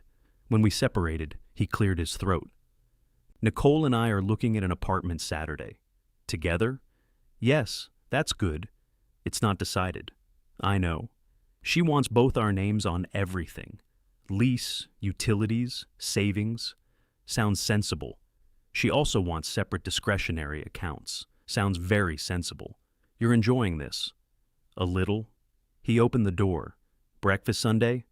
I'll be there. Frank too? Probably. He has no respect for boundaries. Maybe you should give him 60 days. He'd move into the garage. Ryan stepped onto the porch. Dad? Yes?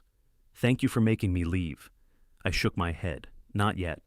He frowned. Maybe someday, I said. For now, thank yourself for what you did after. He stood there, considering it. Then he nodded and walked to his car. Nicole and Ryan signed a lease 2 weeks later.